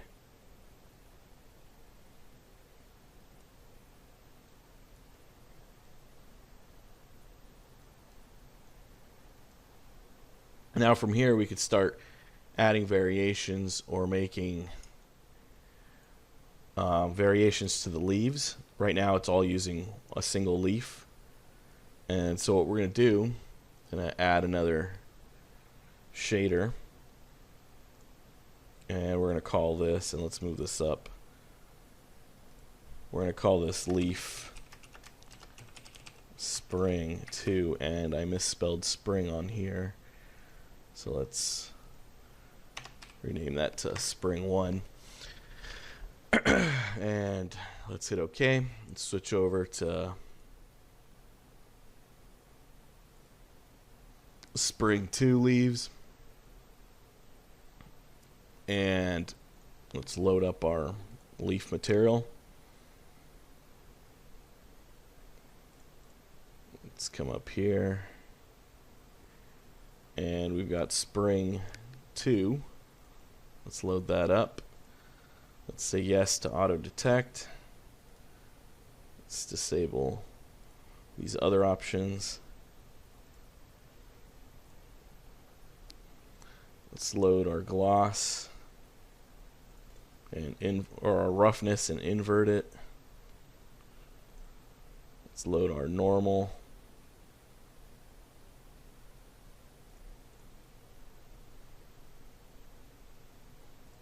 And actually, oh no, yeah, I used the wrong roughness. Let's do 2.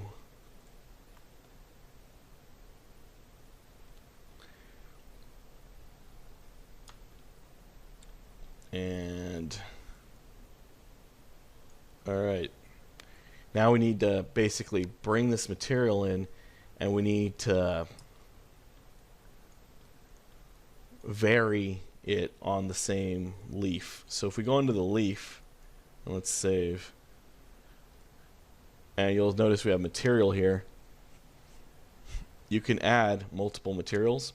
So if we click this little plus button, we're going to switch over to leaf spring 2, and this lets you control the weight. So if you want just an even distribution, 0.5 and 0.5, this will give us 50% one leaf, 50% the other leaf.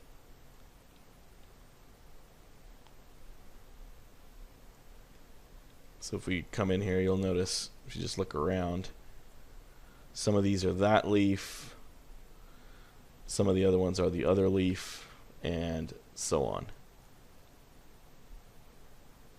Now the problem with this is our meshes are a little different. So if we come in here and look at edit mesh and we switch to spring 2, you'll notice it's a little, the shape's different. And so in order to fix that, we need to actually make another leaf mesh set, and then that will help guide it. So we're going to come in here, add a new mesh, and call this leaf 2. We're going to edit the mesh. Oops. Actually switch over to leaf 2. And we're going to just say yes. We're going to drop this down. Move this down this way, up this way. And this is just going to be our low. And then for something higher quality, actually let's erase these points. We're going to use a mask.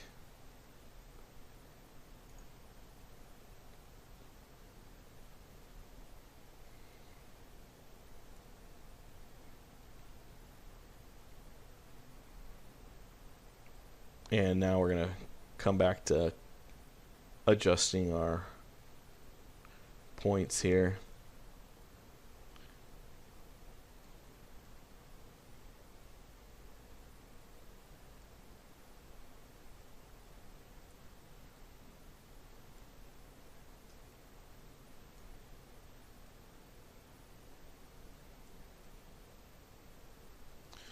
And we'll just say that's our medium.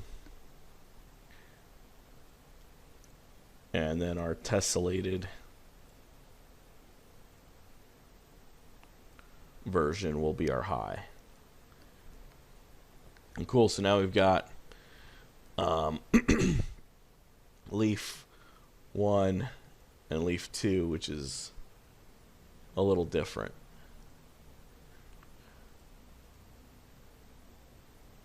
And actually I should probably edit this mesh also. But no, I think it's fine. Okay, cool. And so now we need to assign that to also work with the leaves that we're growing here. And so in order to do this, several things we could do. But let's just move over to our materials.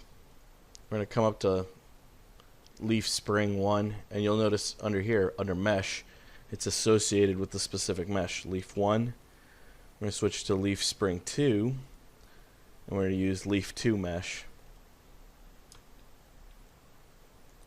And cool.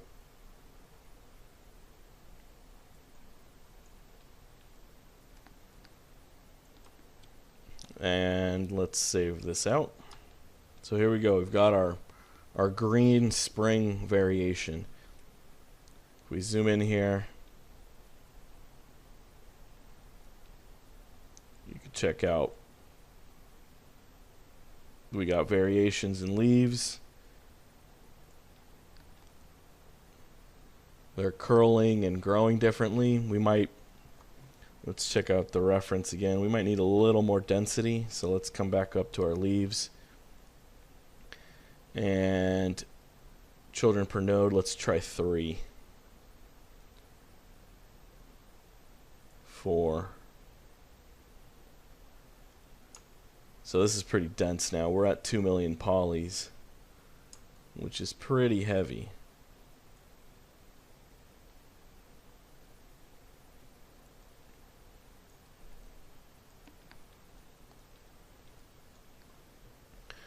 Cool.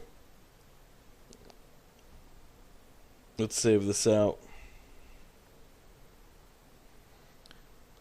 Now, what we want to do for our next step is maybe introduce seasonal changes to this. And that'll help us overall. If we come into our leaves, you check out material, you'll notice there's this season section. And you could adjust how they curl or fold depending on the season. You could start it, or, there's just a bunch of options here. And also on the material itself, we have options to make more variations. So you could tint the leaves different colors.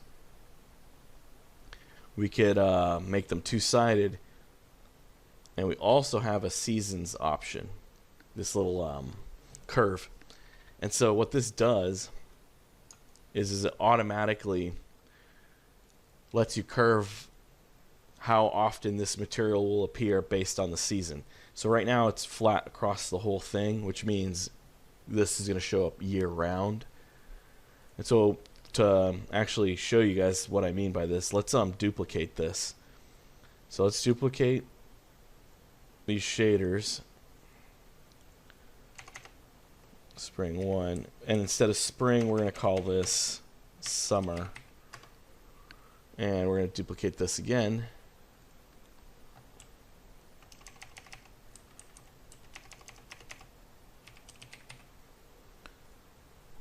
And we'll just duplicate these again. And we'll call this fall.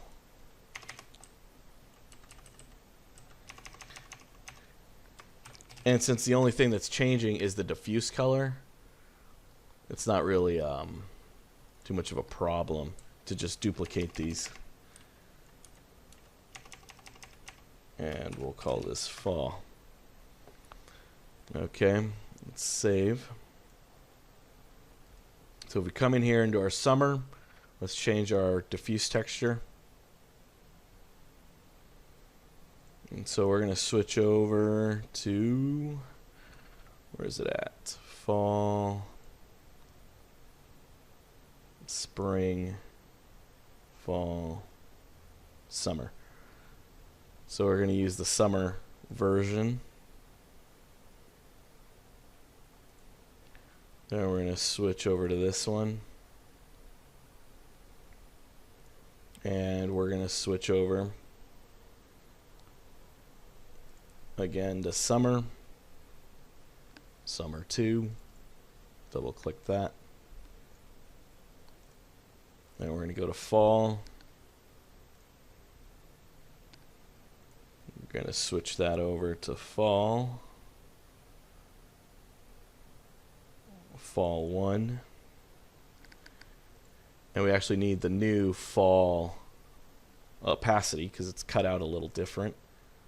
We're going to switch over to fall again for this leaf. And fall 2. Here we go. And load up the new opacity.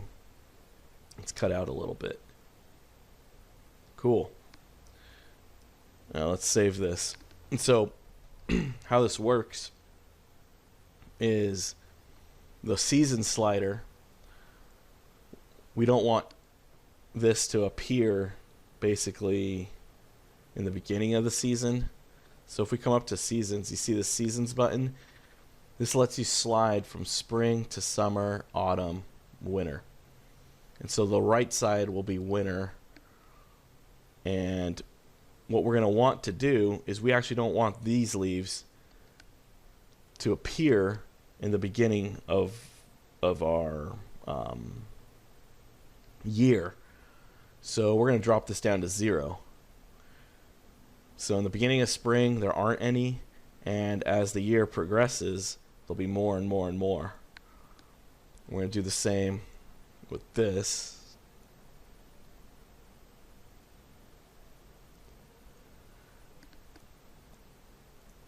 And for summer,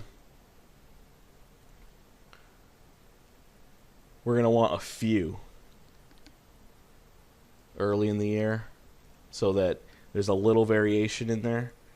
And we're going to do the same with this. And we'll adjust these later. And so what you want to do now is you actually assign all these leaves. So we're going to assign them here.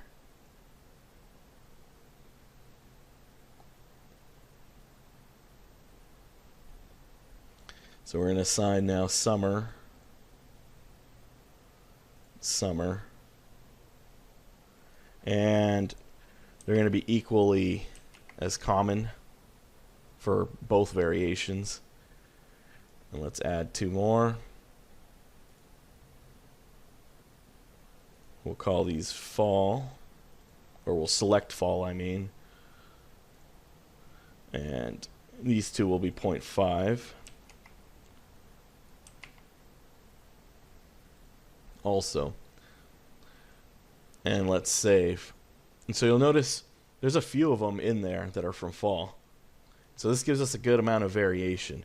And as the season progresses, when we use the season slider here, you'll notice that the colors are going to start to change.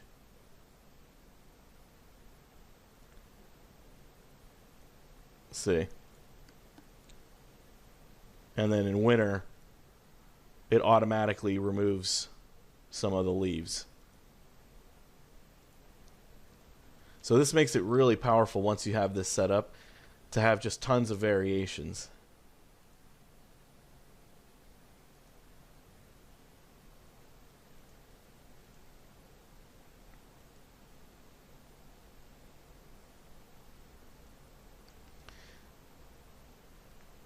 And so this gives you a whole lot of variation in the leaves. And actually, I think there's too many yellow ones right now for the spring. I mean, for the summer. So we're actually going to adjust this and bring this down a little bit more. I don't want them to all go away, but I don't want this many. So we're going to lower this a bit more.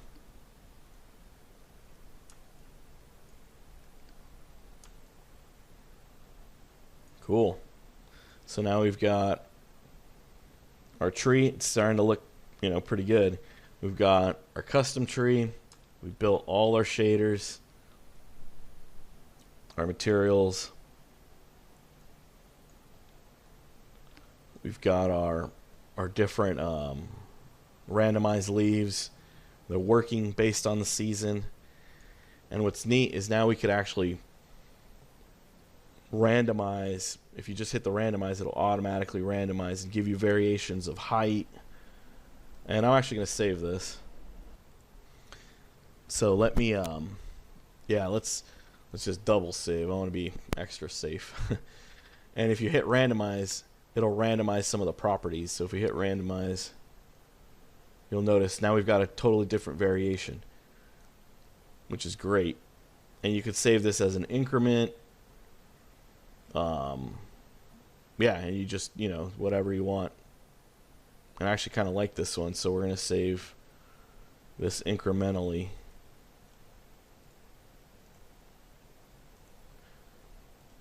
And, you could just keep hitting randomize and get different mesh shapes pretty quickly.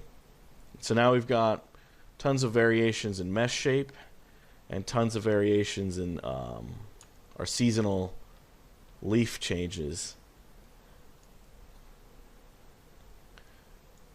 And I think our leaves, we could work on them a little more. Right now, the way they're growing, I'm not fully satisfied. So let's load up our original Quaking Aspen 1.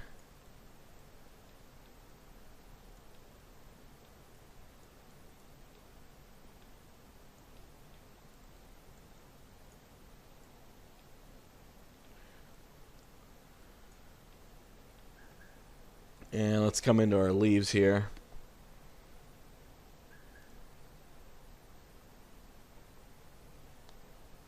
And I think we could make another twig break for smaller twigs. It's going to increase our polygon count quite a bit.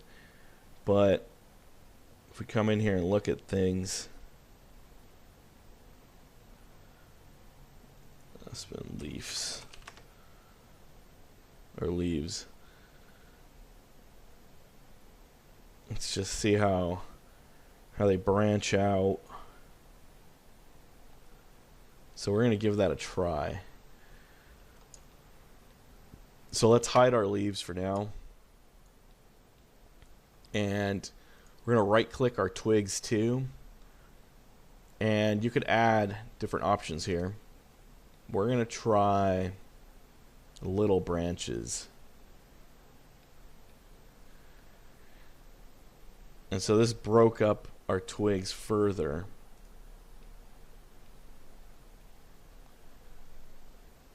And for our length, our generation, let's see, frequency 2.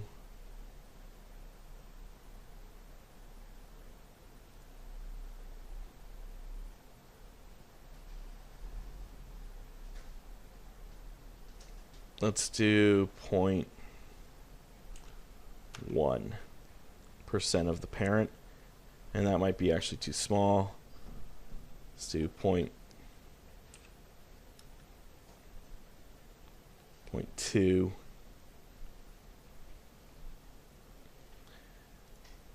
And let's increase our frequency to 3.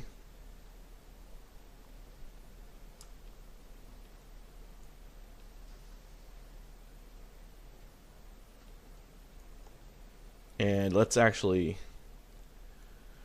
unhook our leaves here,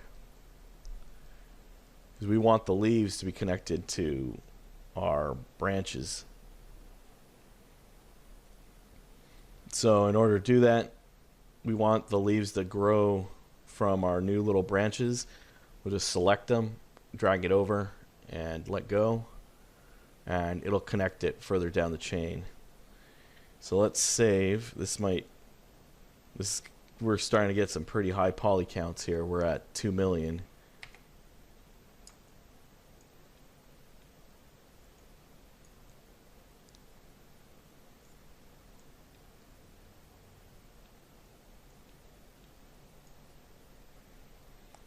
And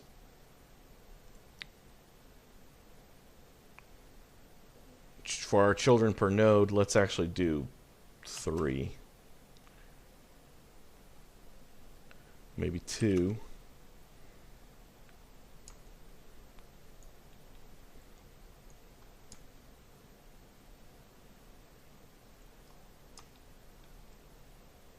And now we need to actually increase our little branches growth count.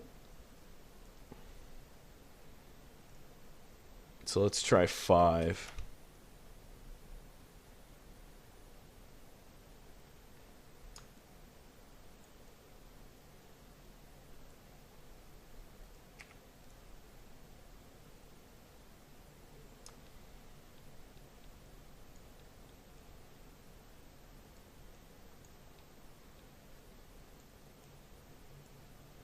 That might be too much. Let's go back to 3.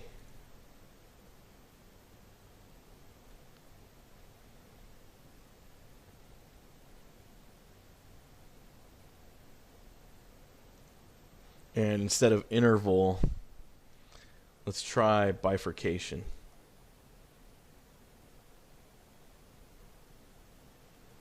For our growing method, which I think works better, it's a more realistic plant growth system. And I think this looks pretty good now. And our total poly count is pretty high. We're at 3.6 million. But this is our high resolution mode. So if we switch over to low, we're at 1 million, which is a lot lower. 1.5 million.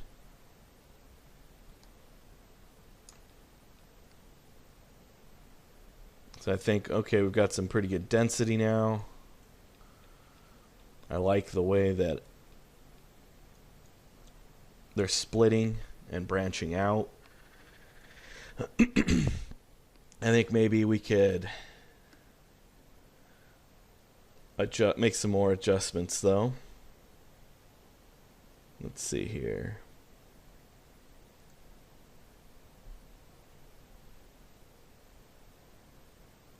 I think the size is okay.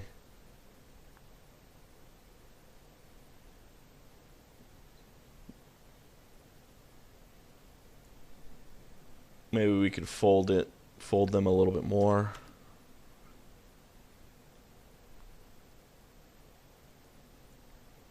Curl them a bit more. That's probably too much, actually. No, let's stick to 4.4.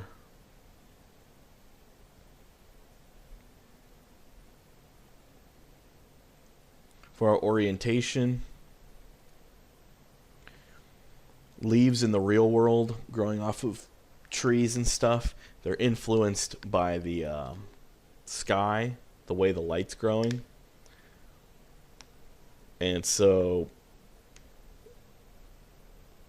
we're gonna actually increase the sky influence a bit. And let's just see what results we get. And it'll bend them to face the sky a little more.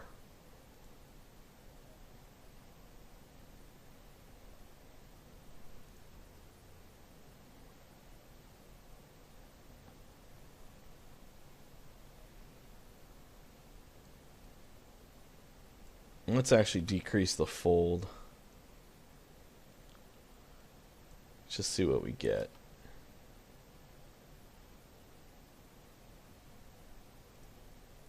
Let's try 15.2.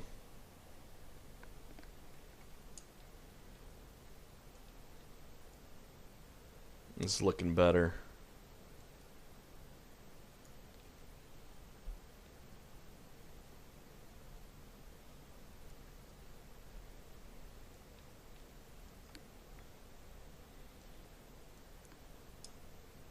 Cool.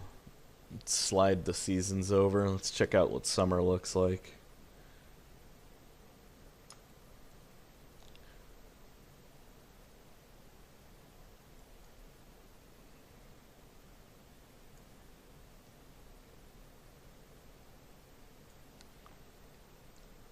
And let's actually decrease our fall.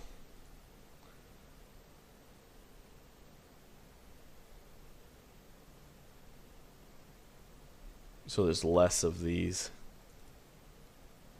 during the summer. Something like that. So we get more yellow. So I want more yellow, not so many red.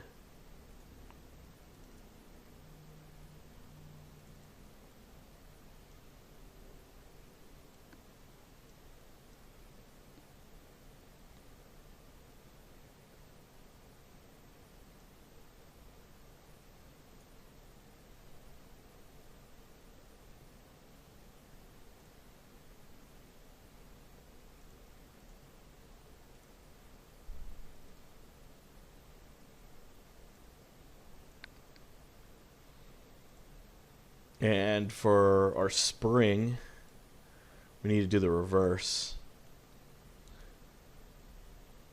So we want basically none during the winter, or very few.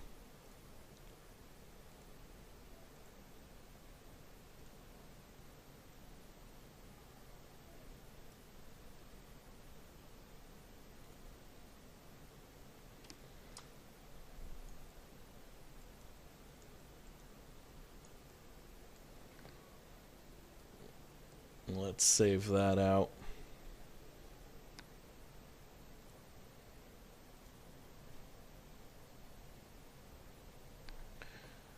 Cool. If we switch over to our reference, we're getting there. I think we're actually doing pretty good with this. Our layout density's about right. The growth height is okay. The color is a little different, but that's not a problem. Once we're shading it, it's going to look better. This is just a OpenGL preview, so I actually wouldn't expect it to look all that good in here.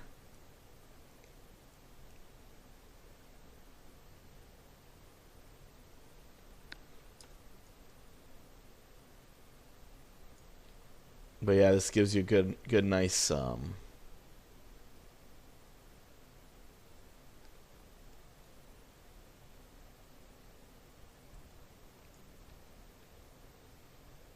of variation in the colors, which is good.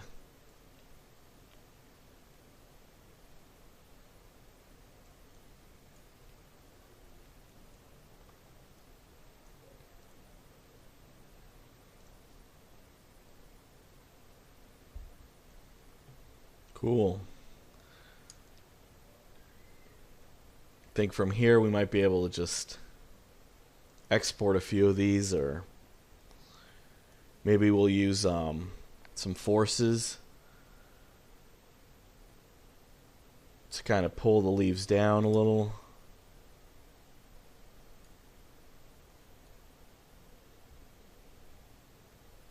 Or try out some wind.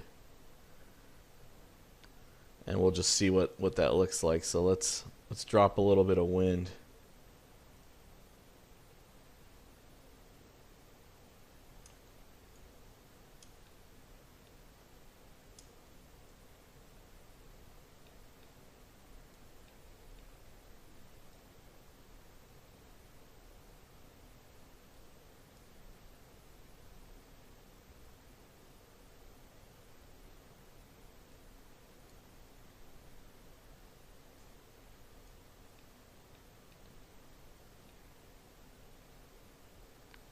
Yeah, no, this is cool. This looks good. Good amount of movement with the wind on.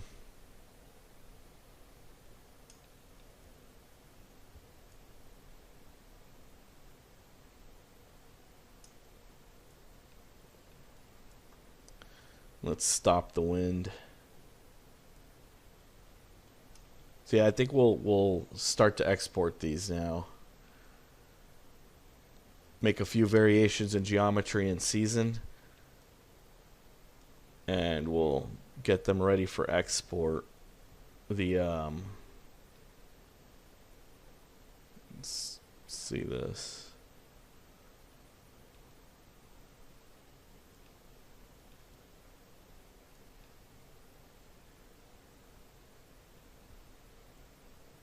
And actually, for our little branches, let's we're going to change the shader here.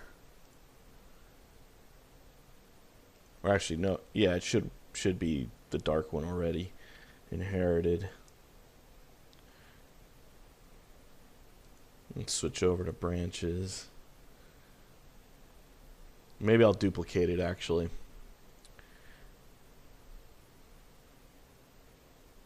Or no. Let's just see if I darken things a little.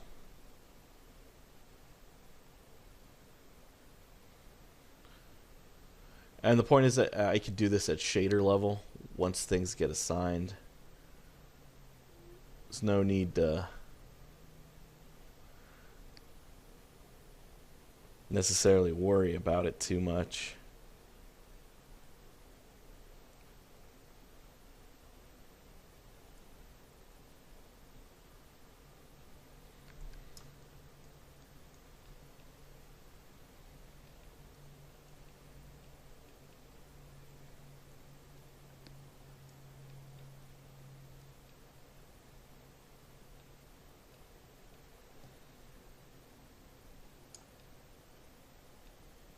And actually, just to switch things up, we'll assign both so we have more variation.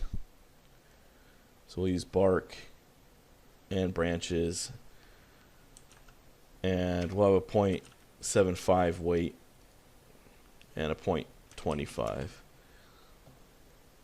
And this will just give us a little more variation.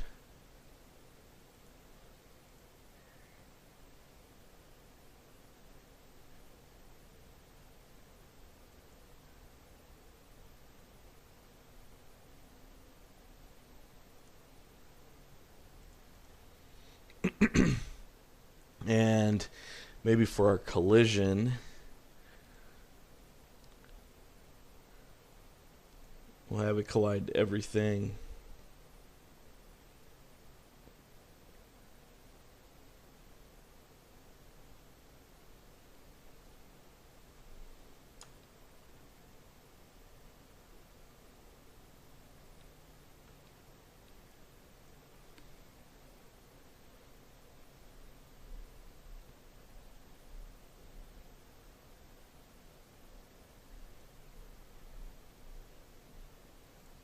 Let's try nothing. Actually, no, we'll have it collide with everything when it's moving. Material.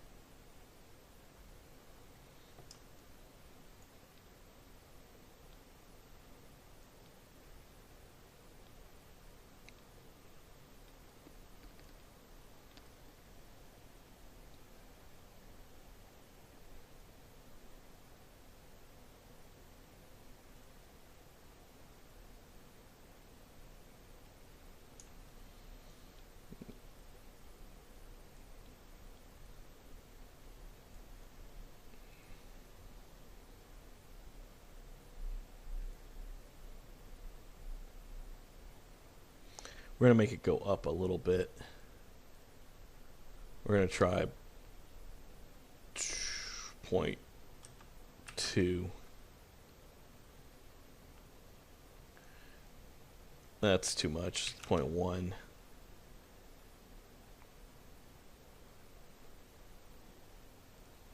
And we're going to adjust it so that the bottom ones point downward more or less, or are flatter, I should say.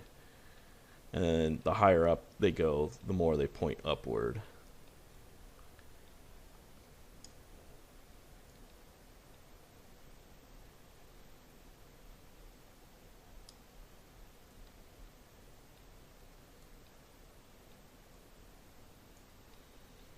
And I think this is okay.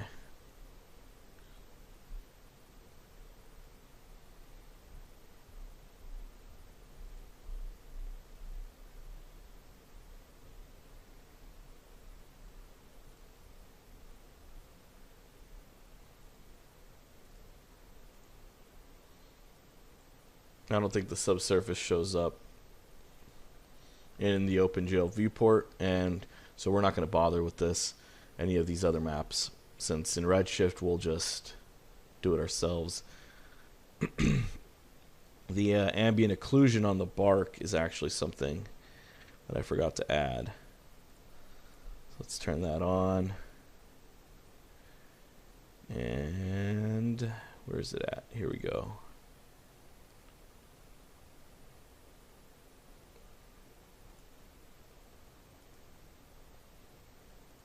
Add it to the branches node also.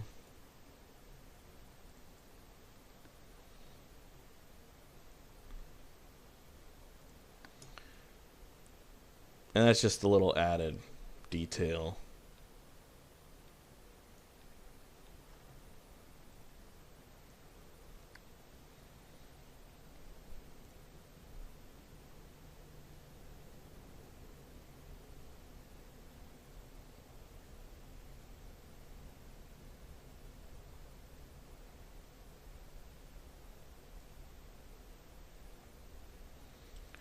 I think this is okay.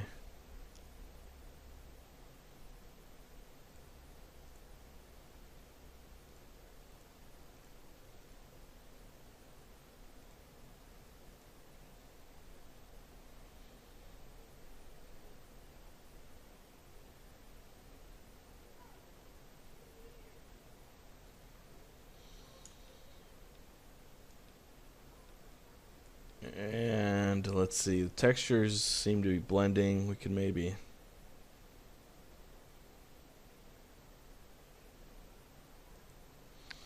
test out the noise.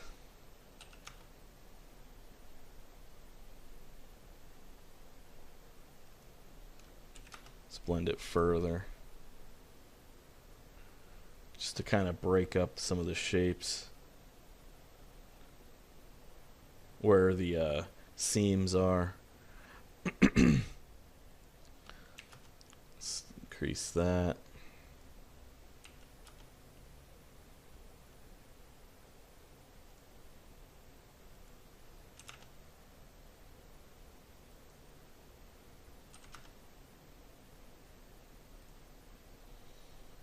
Let's blend the texture to 1. Add a little bit of noise.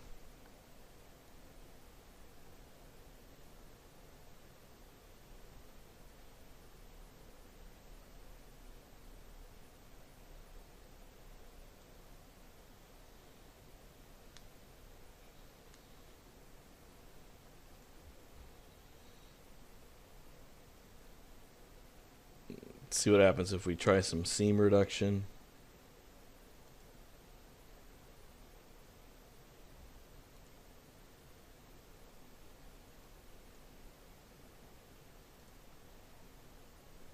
And no, I think it's fine like that. Cool. Let's move back to spring.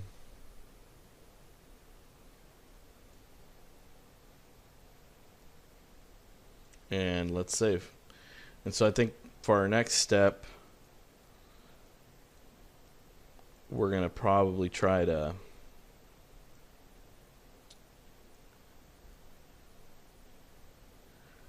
export this out.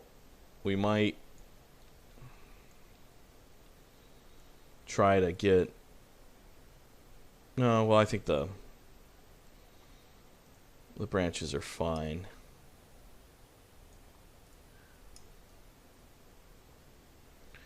Maybe we'll refine the mesh shape of our leaves a little bit, just so they're a little more accurate when we work on them. But yeah, let's I'm gonna pause this for a second, and then I'll come back and we'll get this ready for export. Hey guys, so now we're gonna get ready to export this. There were a few minor things I forgot to mention earlier. It's, in terms of exporting, this won't really matter, but when you're working on your materials, you want to keep two-sided on. So if you take this off, what's happening is backface culling, where it's deleting, the leaf is still here. So if I select leaves, the leaves are still here. It's just you can't see the other side of them. And you want to actually be able to see them, the density. So if you're working from way out here and you disable that, you're losing out on your density. So as you can see, it feels like my my tree isn't that dense, but it actually is. It's just visually the viewport is disabling the backsides. So make sure to keep this on, because we actually are going to be able to see both sides in Redshift. So keep this active. I forgot to mention that. So just make sure you turn that on. And so now we're getting a proper preview of our leaf densities. Something else to keep in mind, we want to keep our maps at 1. And so our glossiness, earlier I checked, it was at 0.5 for some reason. We want 1. So make sure this is up to 1. And we're going to actually test out some wind scenarios. And right now, this is the full high density, so it's pretty, if we look at our meshes, it's pretty heavy. Once we export this out, I don't want to export a giant file for you guys, and then it's just a bigger problem for you guys to generate it. So we're going to actually take these to Houdini in draft mode, so it's as light as possible. So right now it's 3 million polys. You guys could, on your own, if you want to export the high resolution, that's okay. I'm going to do it myself also, but just to keep the file size small when I upload this, we're going to just use draft. So if we use draft, it's going to cut down our poly count a lot. It also changed the shape a little bit. And so the reason is because it's just it's getting rid of tons of geometry. As you can see, we went down to less than 1 million. But that's okay. Since we're just going to preview this, and we're going to just shade it in Houdini. So if we zoom in here, you'll notice like it's using the flat geometry and really simple shapes. If we switch over to high mode, you'll notice that the leaves are growing nicer. We've got more twigs and details, but the file size is going to just be huge. So we're going to just use draft. And that way, when I send it to you guys, when I upload it, you don't have to download, a 10 gigabyte file. If you guys want, you guys can save it yourself, and you'll just switch over. Okay, cool. So let's test out. We're going to test out some wind. And the wind, we're going to end up baking into this, so that's why I want to check it out right now. So if we just click on in a gray area, you'll notice we have this wind option. Let's click this. And there's this option to make a wind wizard, which is pretty useful. It kind of just asks you some questions, and it sets it up for you. So this is like a tall pine. There's different options. The closest to the shape we have is something like a tall pine. The weights, we could just have it on automatic. Our conditions, we could make it breezy, stormy, occasional gusts, occasional breeze. We're going to try occasional gusts and see what happens. The leaf type or needles, small. So these are small leaves. And yeah, we're going to have leaves, not fruits or anything like that. So let's just hit OK. And it turns it on. And there we go. We've got our plants moving in the wind.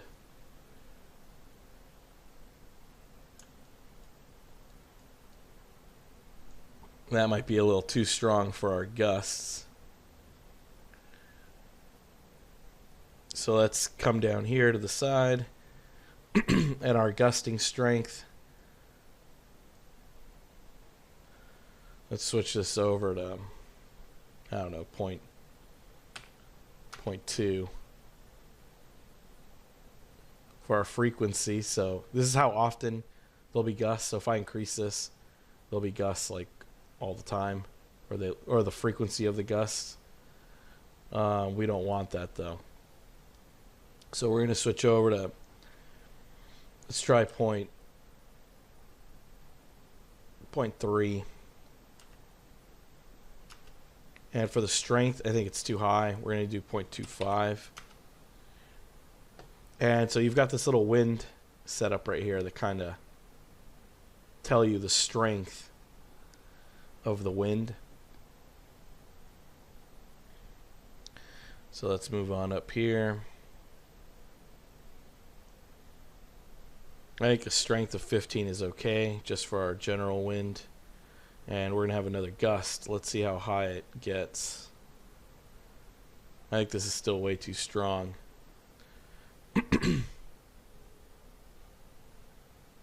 And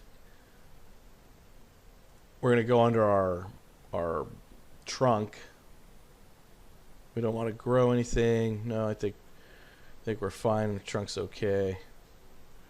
I think our wind is a little too strong. So let's move over to the wind again. And let's see.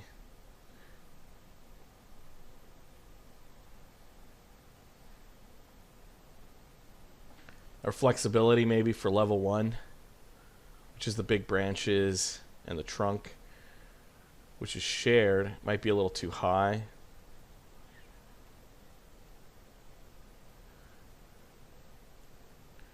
I think the movement of our leaves is okay.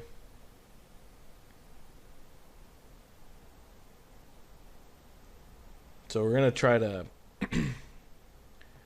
let's see here. Generation, shape, compute, subdivision. We don't really need to subdivide. I think the shape is okay. We're just going to give everything a last pass before we prepare to export. Skins, I think our skin's fine. Spine shape, I think overall everything's okay.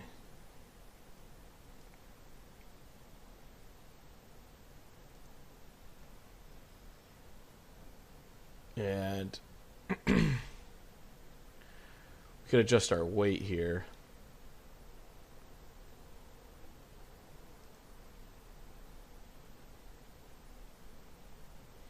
Let's see how this looks.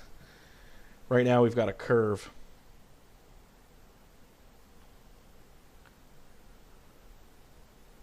Let's just wait to see how it reacts with another gust.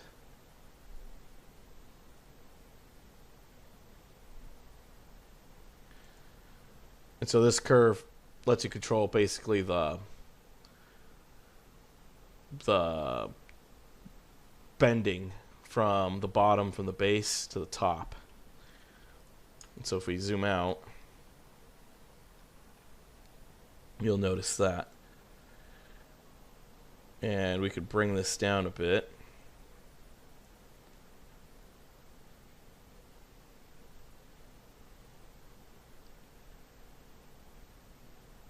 And this will probably stop bending pretty low, actually. But let's see. Let's try out another gust. And yeah, so you can see that it's not bending anymore as much further up. And so this made our trunk a little stiffer, which is kind of what we wanted. I didn't want it to bend too much during the wind. But I like how the other branches are moving. Still a little bendy, but that's a pretty strong full blast wind. I think that's okay. So let's go back to our wind generator. And we're going to make our gusts a little bit weaker. Let's try 15.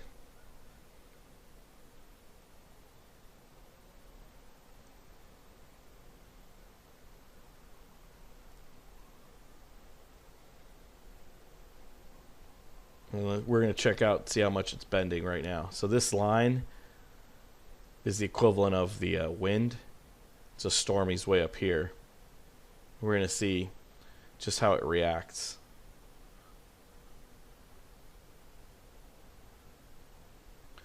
So it's bending a little bit. We're going to drop it just a pinch.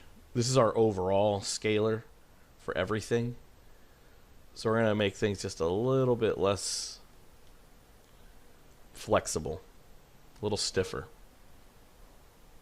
And I think this is okay. Okay, cool. So now we're satisfied with the movement we're getting. I think our leaves are moving pretty good.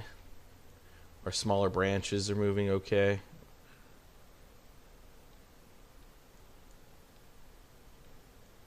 And overall our tree is bending, but it's not, you know, bending too much. So cool. And let's actually disable that. Let's save.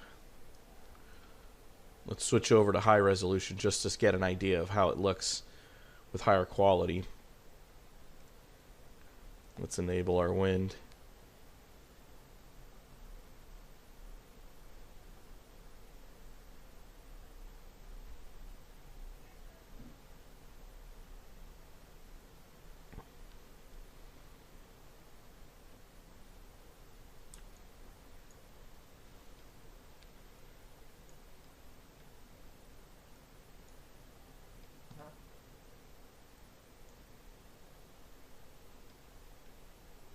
And yeah, the movement just looks nicer, obviously. Higher quality is going to be better.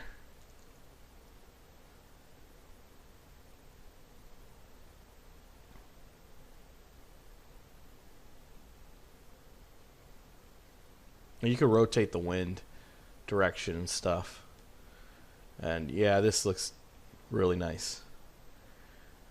So using a high quality tree, we get much better results. And maybe I will export the high quality version and the low quality one, and you guys could I'll just upload the low quality just because it's smaller in file size for you guys, and then you guys could, with your own speed tree version, you guys could output the high. And so for our next step is let's just output this. So let's disable our wind. We're going to go to export file, export mesh. And so I already have this set up in my Houdini Alembic path. We're going to use Alembic. OBJ works for static trees, but since we're going to export an animated tree, we're actually going to use Alembic. You could also use FBX. I personally prefer Alembic. It's just a better animated setup. But if you need bones to add your own collisions and stuff, then you're going to need to do FBX. We're going to just bake in the wind movement, so we're going to go with Alembic for now. And as you can see, the output I had last time was 6 gigs, so it's pretty big. So we're going to actually overwrite this. And this is basically the setup you want right here. And so we're going to group everything by materials. We want our branch seam blending. The transform and scaling, you want just swap YZ. Everything else is fine. For the animation, we're not growing the tree, but we want the wind, and we want the wind gusting. And the wind strength, it just reads what you have in your settings. So I have 0.15, so 0.15, it automatically picks that up. For our frame rate, we want 24 frames per second. That's standard cinema frame rate, so we're going to use that. And the length of how long the animation is going to be, you could add, you know, whatever you want, 4 seconds, 3 seconds. We're going to just do 4. So that's 96 total frames. For our texture output, I already wrote the textures, but you know what? I'm gonna just uncheck it so it's automatic. So this is how you would want it. You could choose a different format. For me, I'm gonna just use PNG.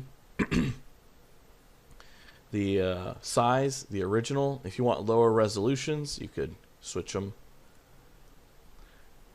And if we were using variations, but we're not, you would check on variations. We manually made our own variations, which I think looks better, because this just like adds a filter on top. So I prefer not to use that. And for our format, for our Alembic format, the default is Ogawa. We actually don't want this. I don't know if it's a bug with Houdini or something, but Houdini doesn't like the output from SpeedTree using Ogawa. It prefers the HDFS. And so other apps, this is a warning for other people that are using Maya or Blender or whatever app they're using, it's going to change. So make sure you, like, I know that Blender does not use HDFS. It only uses Ogawa. So keep that in mind. For our purposes, we're going to use HDFS. Now, another thing you must have active is include velocity.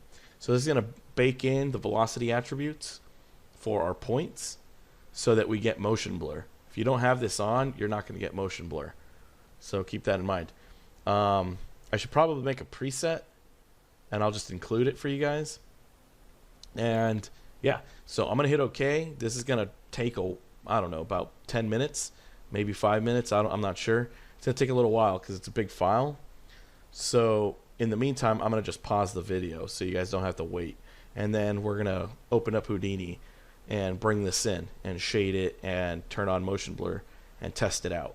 So yeah, let's pause this. Hey guys, so here we are inside of Houdini. We're going to just open up a scene I've already made that's just got our camera, our plane, a redshift physical sun and sky setup, nothing particularly fancy. Gonna just switch over to Hosick and let's go to our redshift ROP. Let's just turn on make sure GI is turned on. Okay, cool. So here we are, and we're going to disable the override. Going to check out our camera, 720p, and we're going to come over here to check out our folder. As you guys can see, we've got 4 different trees, and these are the low res, and that's already 12 gigs. So these are still really big files. They're like 3 to 4 gigabytes each. And it's just due to the animation and everything. And all the polygons and stuff. And this is only 3 seconds of animation for these, right? We can actually make them loop with a little neat trick, but I'll go over that later. And for our textures, it generates a whole bunch of maps that we honestly don't need. Like, we don't need multiples of our bark because our branches are the same. The only part that changed was the bark and branch. So we're going to actually get rid of this, this, and this. And we'll just delete that, because we'll be able to share it. Same thing with all these leaves. We only really need these. So, and these. Well, actually, we'll keep spring. So let's delete these. We want the diffuse, and we do want the opacity, because the opacity changes in our fall textures.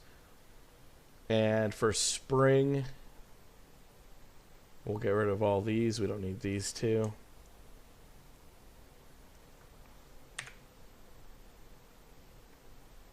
So we want our spring gloss, our spring normal, our spring opacity, and we want the same thing for these. And that's it. We don't need anything else. We do need the different opacities for fall. So this, we're going to just share the texture maps with all the other leaves, just because save processing time and VRAM. So there's no point in reusing it since it's the same texture. So okay, cool. So for our first step, we're going to just bring in our tree. And so you just hit tab.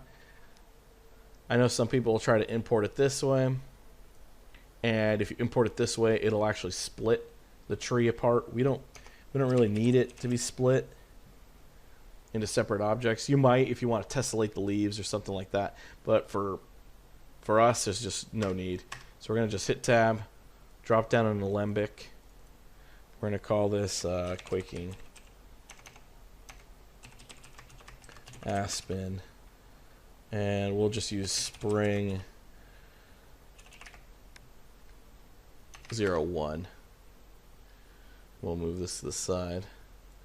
We'll dive in here. You'll have the alembic SOP, and we're going to just select our alembic. So if we're in HIP, since we set our file system already for Houdini, under our alembic folder, we've got our pieces here. We're going to do Quaking Aspen 1. We'll load that up. We'll pull out, and you'll notice we've got our tree. It's a little big, and so we could transform it, but let's actually check out the animation. And so right now it's basically a packed alembic file, so it'll load relatively quickly if I animate it. If I hit play, you'll see it moving. It's subtle, and it's really heavy to have this animate in viewport. Let's just cache out. I believe we got to 70 frames. Let's just do 70 and let that cache out for a second.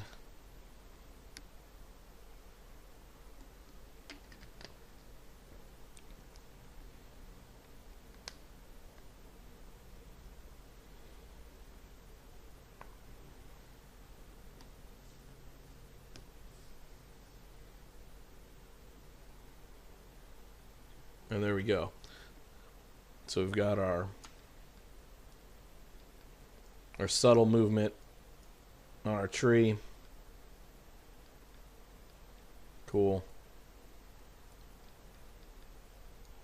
And the problem is that it's basically jerking at the end.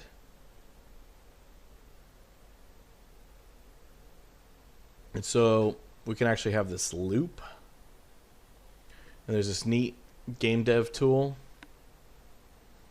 And for some reason the game dev tools are not here, so they should be. Click on game dev. And actually I should load up mops too. I don't know why.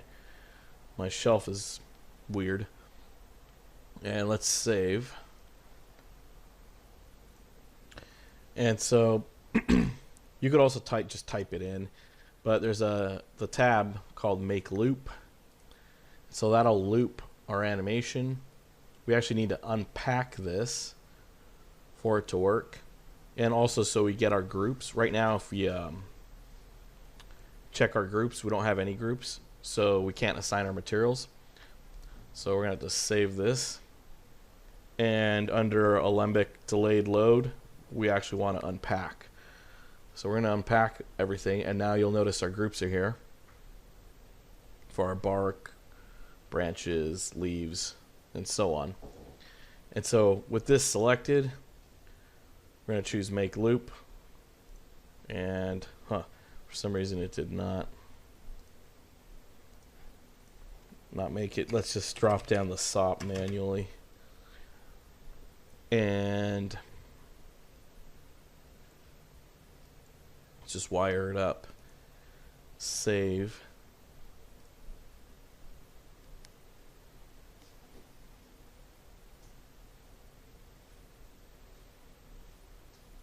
And let's just do 240 frames total, since I shortened it a little while ago.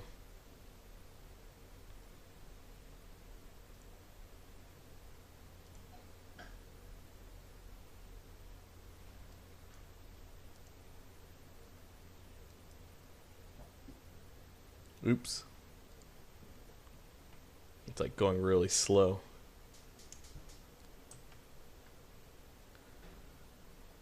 And this is a problem because our mesh is like just crazy heavy. We look at it unpacked. Yeah, we're at, several million. And let's just see what happens if we try to loop this through. Let's actually hide our groups. Let's save. And I'm going to let it play through. I'm going to pause it because it might take a little bit. So after testing the make loop, it's just not really working too well because the animation base is so short. But pretty much what you'd want to do is use a make loop if your animation was a good amount of movement and length and you wanted it to repeat. So this just basically saves you space so you don't have to cache out a super long, complicated wind animation, and you'll just have it looping. But I think for our purposes, it's kind of ruining some of the movement we're getting for how short this is. So we're going to just keep it this way without it. And let's actually test out what this will look like if we do a little flip book animation.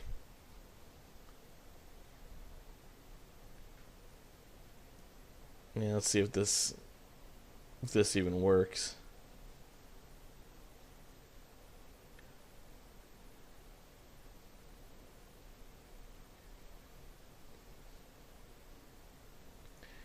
And I don't know why it's continuing. It's for some reason still going past our limit here, which is weird. What's going on?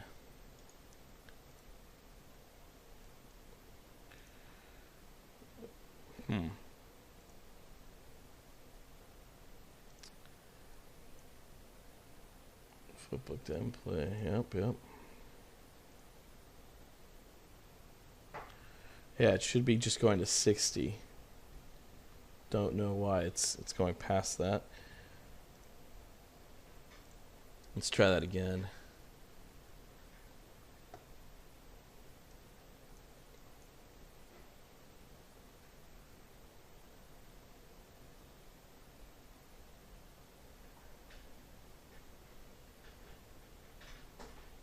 Yeah, there we go. And so you can see that it's got a little subtle movement to it. Some of the leaves are moving around and stuff. So okay, we'll just keep it there. And we need to, once again, unpack this. So we get our shading groups, and something we need to keep in mind. This doesn't always happen, but sometimes SpeedTree makes point data that has no numbers or information in it correctly, and so it causes Redshift to kind of crash. So usually after this node, I drop a clean, and you just want to make sure you have remove NANs active, and this will just get rid of any dirty points that might cause problems with Redshift. And after this, we want to actually drop a normal, because the normals that SpeedTree generates aren't that good. They're okay, but if you come in here and look around, they're not as good as let's activate point normals.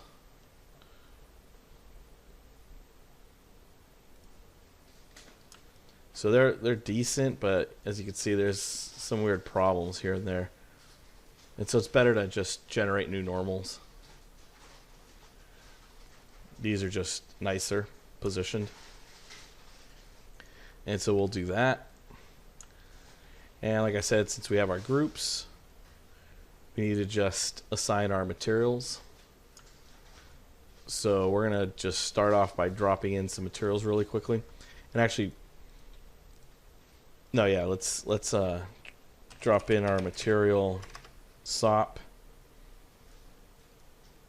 And we're gonna need 1, 2, 3, 6, 7. So we need 7 material slots. We're gonna drop in bark, branches, leaf fall, leaf spring, leaf spring 2, leaf summer, and leaf summer 2. And so let's go into our materials. We're going to drop in a builder. So Redshift material builder. We're going to call this bark. Oops. And we're going to duplicate this and call this Quaking Aspen Leaf Spring 1. And this should actually be Quaking Aspen Bark. So we'll just come in here, drop down an RS material. We'll plug this in. Let's slide this over. So we're going to just make these shaders really quickly. So let's just drop in a texture, RS texture node, and we're going to go up into our texture section, pick bark. We'll plug this in to our diffuse, and we're going to just copy this several times.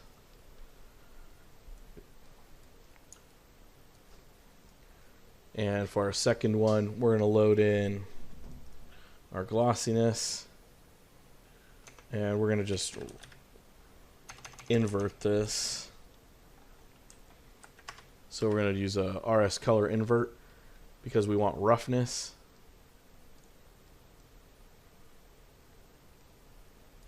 I'm going to plug this into our reflection roughness.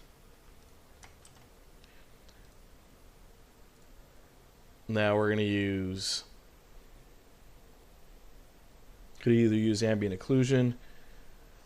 Well, let's work on our norm. Well, no, let's do ambient occlusion, and let's activate gamma override Same thing with our gloss. We want these to be linear. And our normal. We'll load in our normal.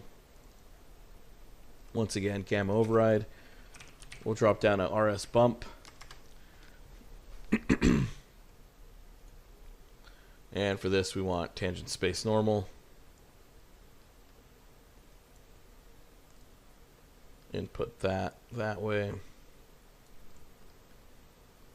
Plug that into our overall bump input. And our ambient occlusion, we're going to plug that into our, where is it at? Translation. Overall color, I believe. Yeah, we can do it there. And that should, let's see here. Oops. Give us just a little bit of a tint to where our ambient occlusion should be. But we'll see if it worked out right now. And now that should be our bark. Let's go to our objects. And under our redshift object tag, we need to make sure that we choose down here the motion blur section. We need deformation blur, instance particles, etc., etc. We need velocity attribute active. And the reason is because if we middle mouse click our point attributes, we have the V, which is velocity. So keep that in mind. For our bark, let's load in our texture. And that'll give us our bark texture to start.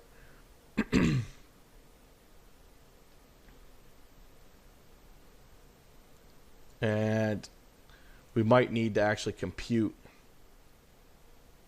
our vertex tangents from our UV map. I'm not entirely sure. We're gonna test it in a little bit. We might not have to. Now let's go back to our mat.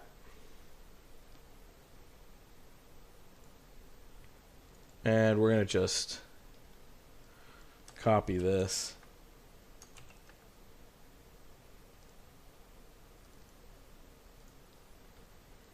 Paste it in here.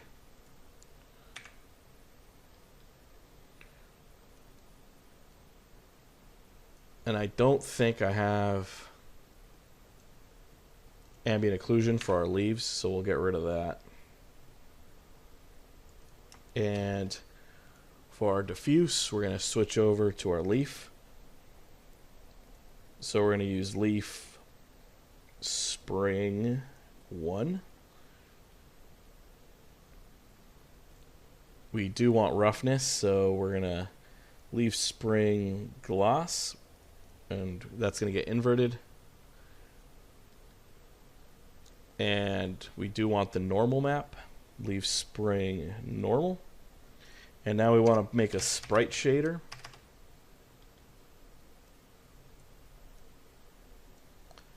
We're going to plug that in. And we're going to use our redshift sprite. Where's that at? Or opacity, I mean. Our spring opacity. Here we go.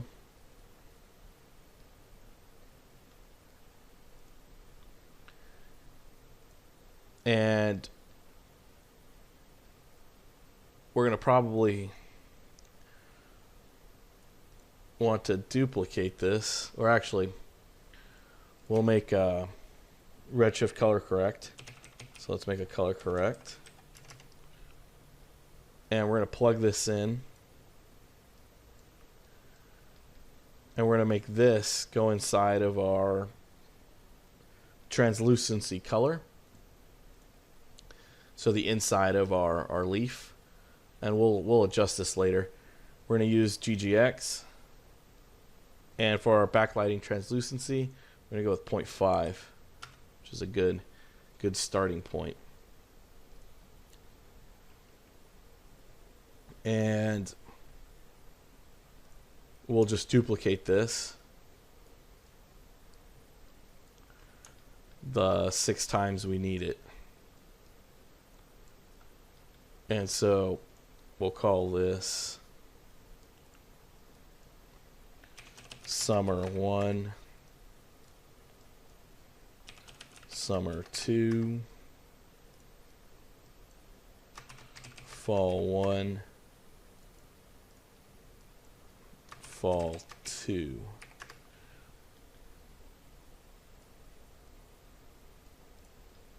And we'll just jump in here and edit the maps that go in.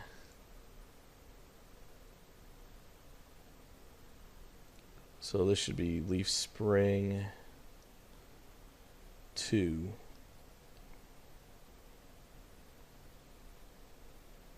Gloss. Okay. So I just got to change this 1 into a 2.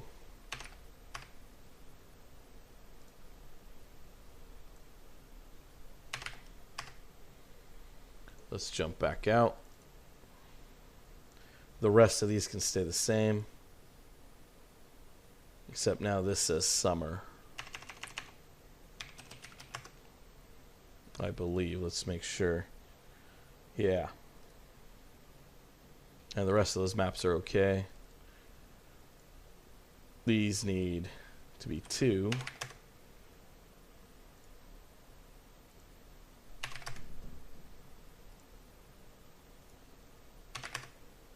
And this needs to be summer 2. Okay. Then we can go into Leaf Fall.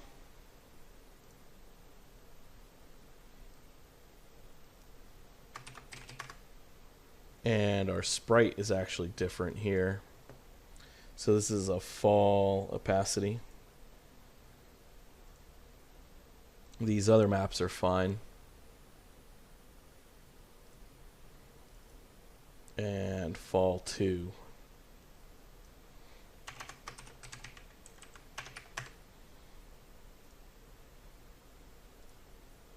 And this needs to be fall 2 opacity.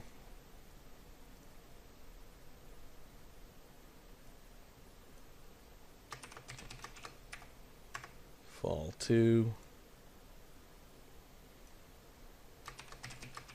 Fall 2.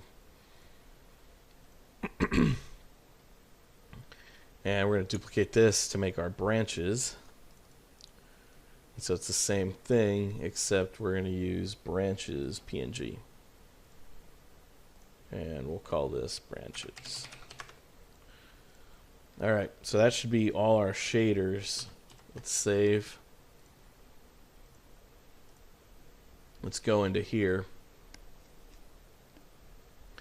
And we're probably going to need the compute vertex from UV.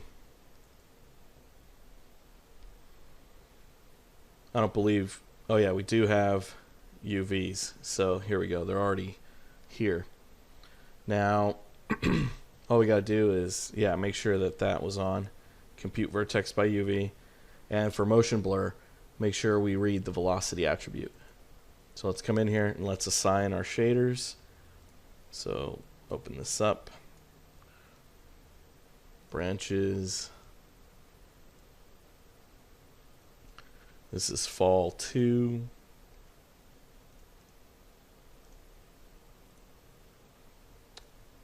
Spring 1.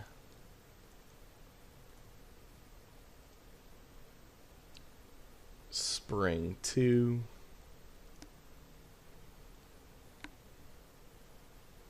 Summer 1, and I'll just copy, paste, and then switch that to summer 2. Cool. So that should be all of our shaders. We are missing one, but that's because this variation didn't have fall 2 leaves. So if we when we import another tree, we could actually just copy paste this material setup, and it's going to be good to go. So it'll make adding our shaders a lot easier.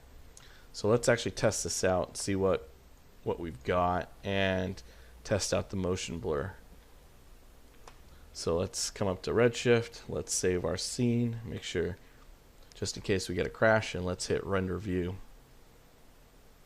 and see what happens.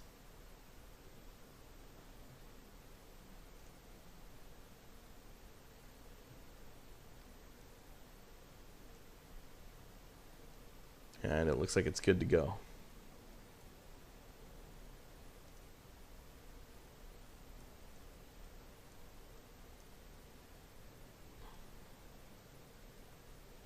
Or at least something's rendering.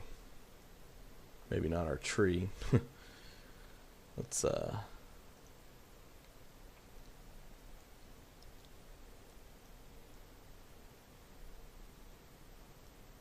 for some reason it's pitch black.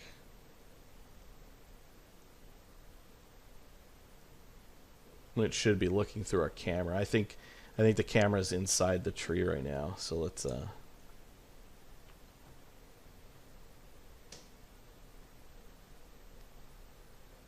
pause this for a second. All right, yeah, and so here we are. What happened actually was what I thought was going wrong was the camera was originally stuck inside. So that has fixed it. And let's actually drop a transform node in here just to make our tree smaller. It's huge. I mean, technically it's not huge. It's the correct height, but in meters, I just want it smaller.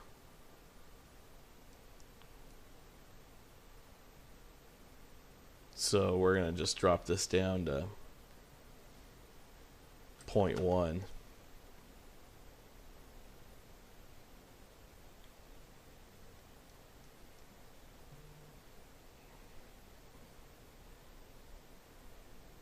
And let's zoom in on that.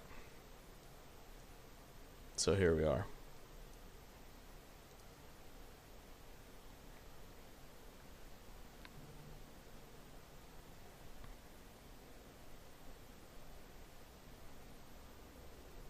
And let me check something. Yep, okay. Let's come in here and let's go to our material. Let's make our ground rough. Let's go 0.8.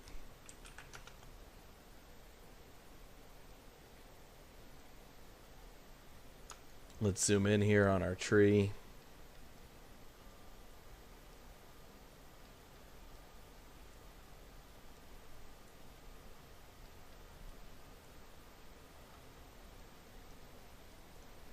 And let's actually run a custom OCIO setup I have.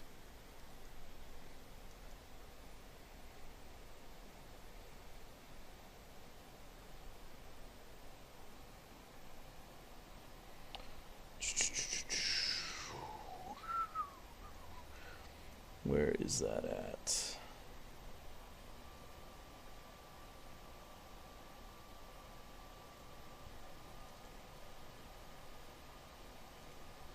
OCIO.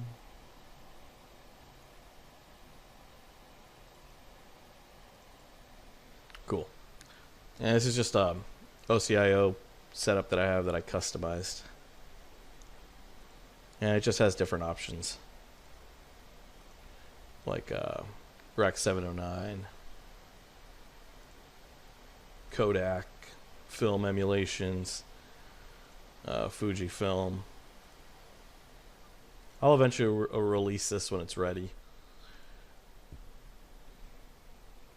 And it also has different camera log profiles, so you guys could add your own LUTs based on different cameras. So Sony log, Panasonic log, Cineon log, Alexa log.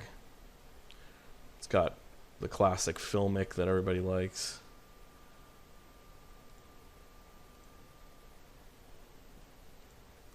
I think we'll stick with Fuji. And let's just turn on good old bloom and glare.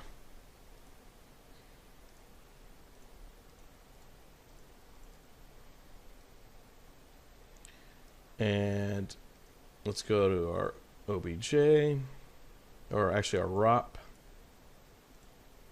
And we got an error. Leaf fall to normal. Okay, so a texture isn't coming through. Our leaf fall to normal. So I'm gonna have to look for that. And before we keep going though, let's increase our max sample intensities. This just gives the bloom and the glare something to work with.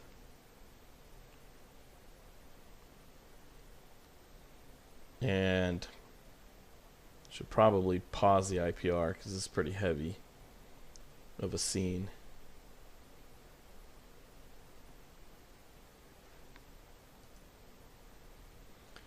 But whatever. And let's go to our matte. Let's look for leaf fall 2 and our normal.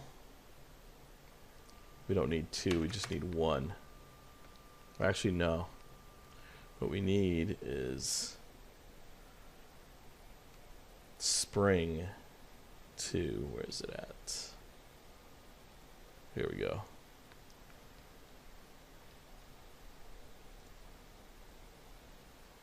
And yeah, that's what's causing some issues. Spring gloss. Spring 2 gloss. Here we go.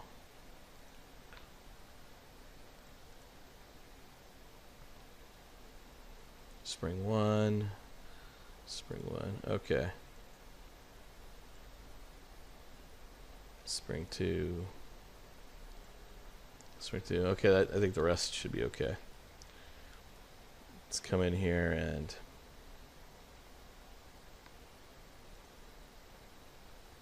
let's just boost up our curves a little bit.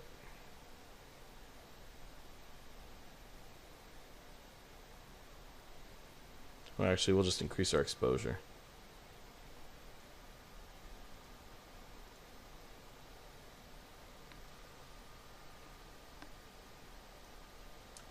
And let's zoom in here. Check out our shaders.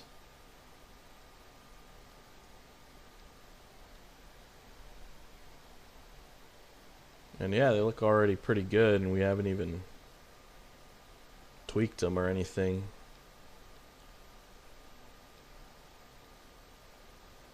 As you guys can see, we've got a nice variations here.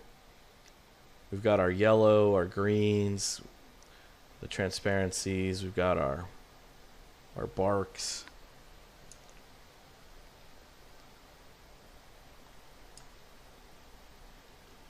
And looks pretty good.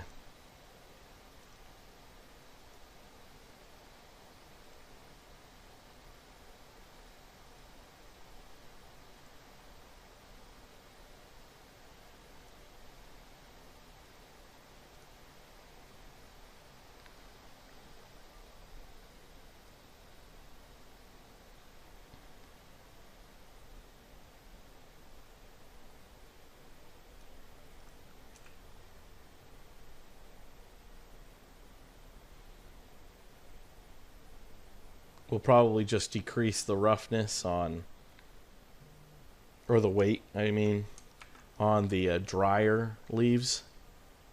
Just because they're not supposed to be too shiny, obviously, because they're drier. So let's bring down the specular a little bit. Bring this down to 0.8.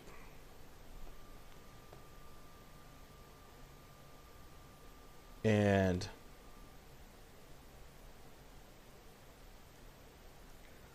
for our color correction, we'll actually saturate it a bit more. Let's try 1.2 so that the saturation bleeds through a little more when we're looking through it.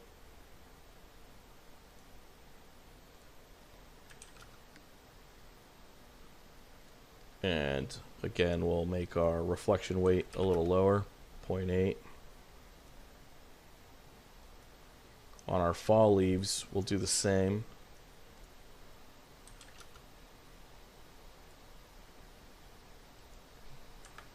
But we'll go even lower on the reflection weight.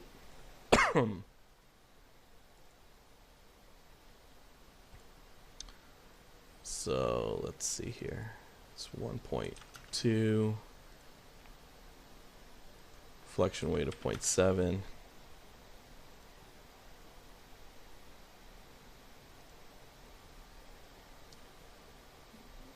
I think our green leaves are okay. Maybe we'll increase the saturation again just a bit for the backlighting. We'll add just a pinch of roughness, of diffuse roughness.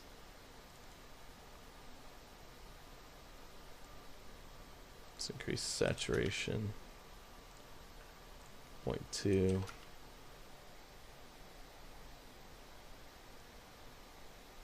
And let's actually come in here and check out the normal.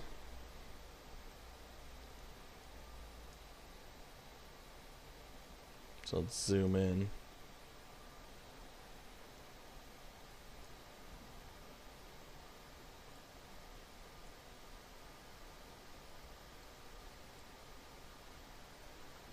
From the looks of it, our normal map looks okay. Yeah, it looks fine. Let's check out the bark, see if the ambient occlusion looks okay.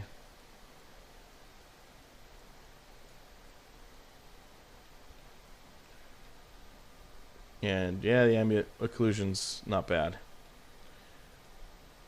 Our bark polygons are obviously low quality because these are the low quality trees.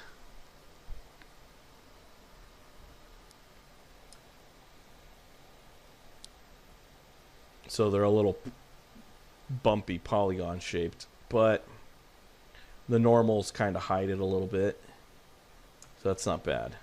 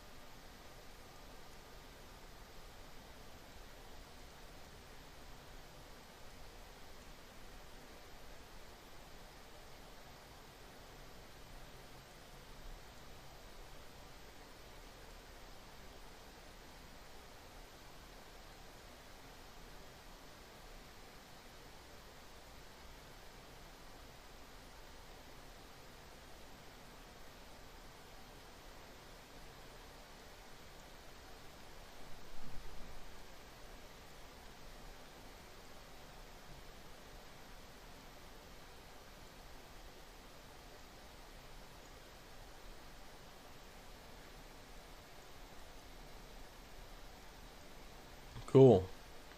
Let's turn on motion blur now, so we could get just a little bit of motion blur in there.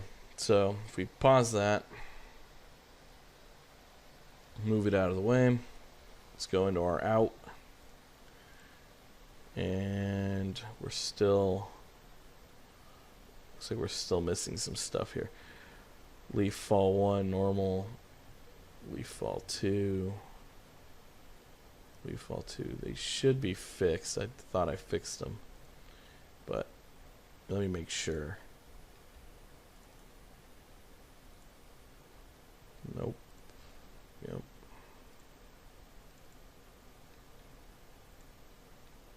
Yep. Yep. Should be fine.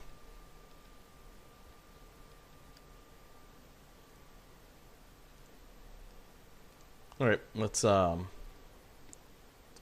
to our ROP, and in here we're going to go under motion blur. We're going to enable motion blur, and we want to make sure we have mesh deformation blur on. And so we'll just do a 0.75, 0.25, And right now our frame duration's really long, but I just want it to be this high so we could see if it's working. And again, like I mentioned, guys, you need to make sure that you have checked off motion blur from velocity attribute. This is important. Otherwise, you're not going to get any motion blur. And let's save. Let's do an actual render and see what happens when we do a bucket render. And hopefully when we zoom in, we'll notice a little bit of motion blur going on in there.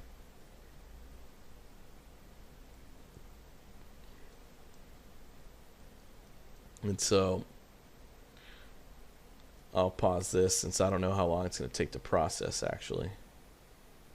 Shouldn't take too long, but since we have motion blur, oh no, here we go. Let's zoom in here. And from the looks of it, we do have motion blur.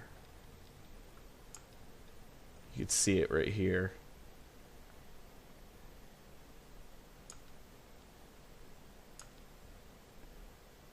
Nice. So now we've got motion blur on our trees. And we've got our shaders. Everything's pretty much set up, good to go. So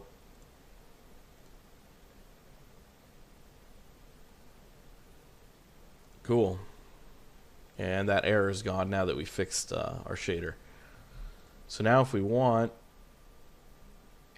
in our objects, we could just duplicate this and load in our other trees. So if we save this, I'm going to just duplicate this, give it a second,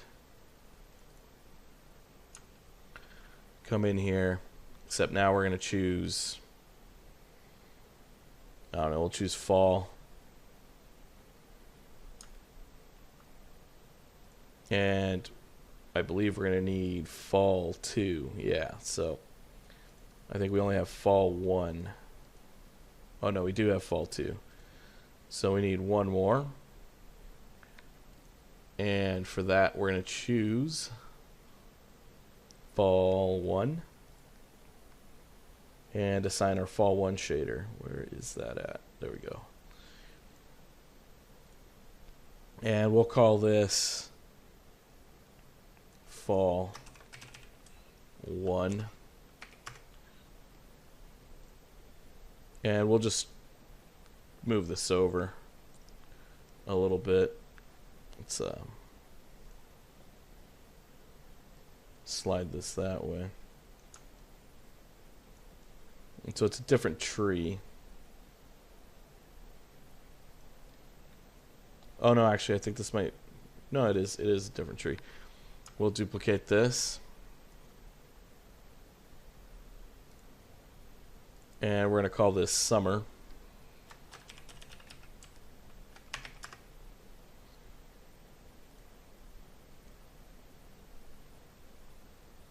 And we'll just slide that over. This time we'll load in our summer tree. Now we've got another tree. And all our materials and everything's already assigned, ready to go. So let's just save.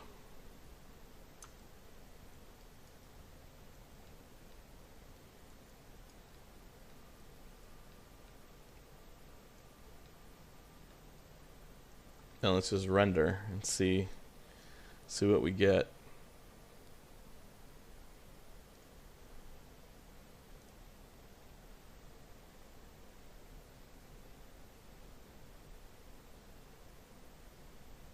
So I'll just pause this so you guys don't have to wait. And here we go. Took about 36 seconds. And that's with our motion blur. And, you know, different trees, different shaders, the opacities and stuff like that. And so, yeah, I think this gives you guys a good idea now on how to make your own custom tree, make your own textures, everything from the ground up, and how to export different seasons by making the season system, and how to randomize them by just hitting the randomize or right-clicking randomize on different nodes in SpeedTree, how to import the Alembic file with animation and motion blur, and yeah, and how to loop it if you need to loop it using the Houdini loop tool, the make loop. And so everything's good to go. If you want to see what it looks like, just sRGB, there it is, plain boring sRGB. And actually looks like one of these leaves is not working correctly. So let's find out what that is. Come in here.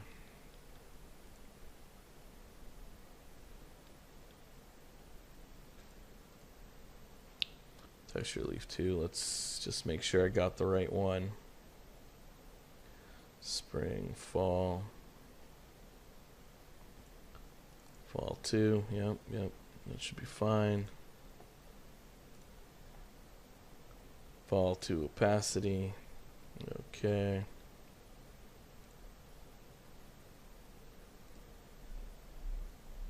Spring 2 gloss is fine. Spring 2 normal. Okay, let's check 1. This should be leaf fall 1. And that's why the naming's off for some reason. Leaf 1 opacity. Yeah, okay. So that should be fixed now. Let's try an IPR. I'll give this a second to start.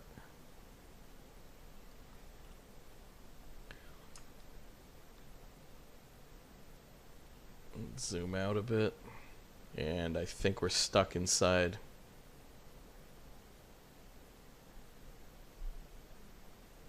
a tree again for some reason. When the IPR should not be in auto. There we go. It should be camera mode. Okay, cool. And yeah, that fixed that tree.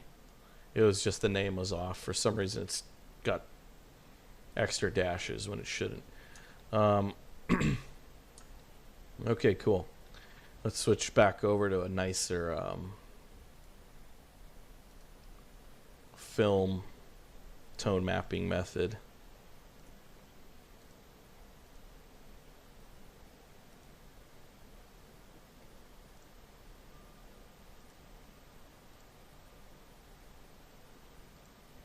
I think this one looks good. This one looks pretty filmic.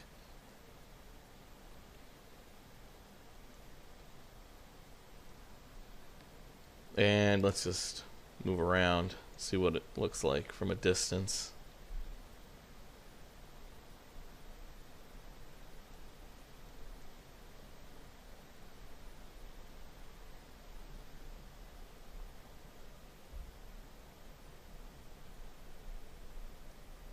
And it looks like these assets are pretty heavy since they're alembic. They have to get unpacked and then processed. So it might actually be better at this point, in order to have Redshift stop doing all the processing, to actually write these out as let's move up a couple frames. Might be a better idea to now write these out as BGO instead of Alembic, so that they don't have to keep getting processed. If you look at the corner, you can see that it's cooking these operations.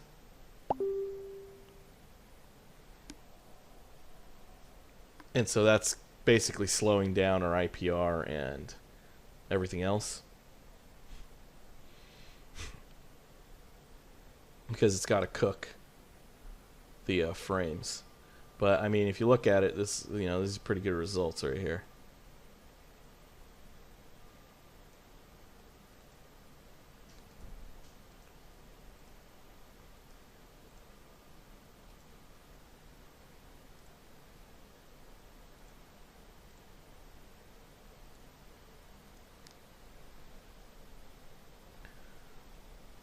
We got variations, different colors, different variations in the leaves. A lot going on here.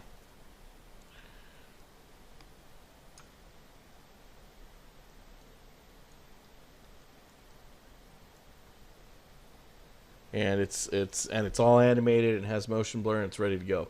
So I think I'm gonna process these and maybe just scatter a few on a plane and just render a short animation just to see what happens. But I'll upload that later, just that experiment. You guys don't really need that file, so I'm gonna upload all this, and I'll include the original speed tree file so you guys can use it to make your own variations of this tree. And I'll include all the textures and everything that I used to make this. And so that, and the Houdini file, so you guys could see how I imported it and the settings and stuff. So awesome. So thanks again, guys, for all the support. Hopefully you guys now know how to make your own custom trees, different shapes, different heights, how to make your own textures to map onto the tree, and using bitmap to material, how to get normal maps, get variations of roughness, etc., all using these tools, and then be able to then export them to SpeedTree, set up your tree so that you have seasons and variations and shapes, and eventually with that you could export it out and make countless variations and options for your renders inside of Redshift and Houdini using those tools. So thanks again, guys, for all the support, and I look forward to seeing any cool trees you guys might make using these techniques. Thanks.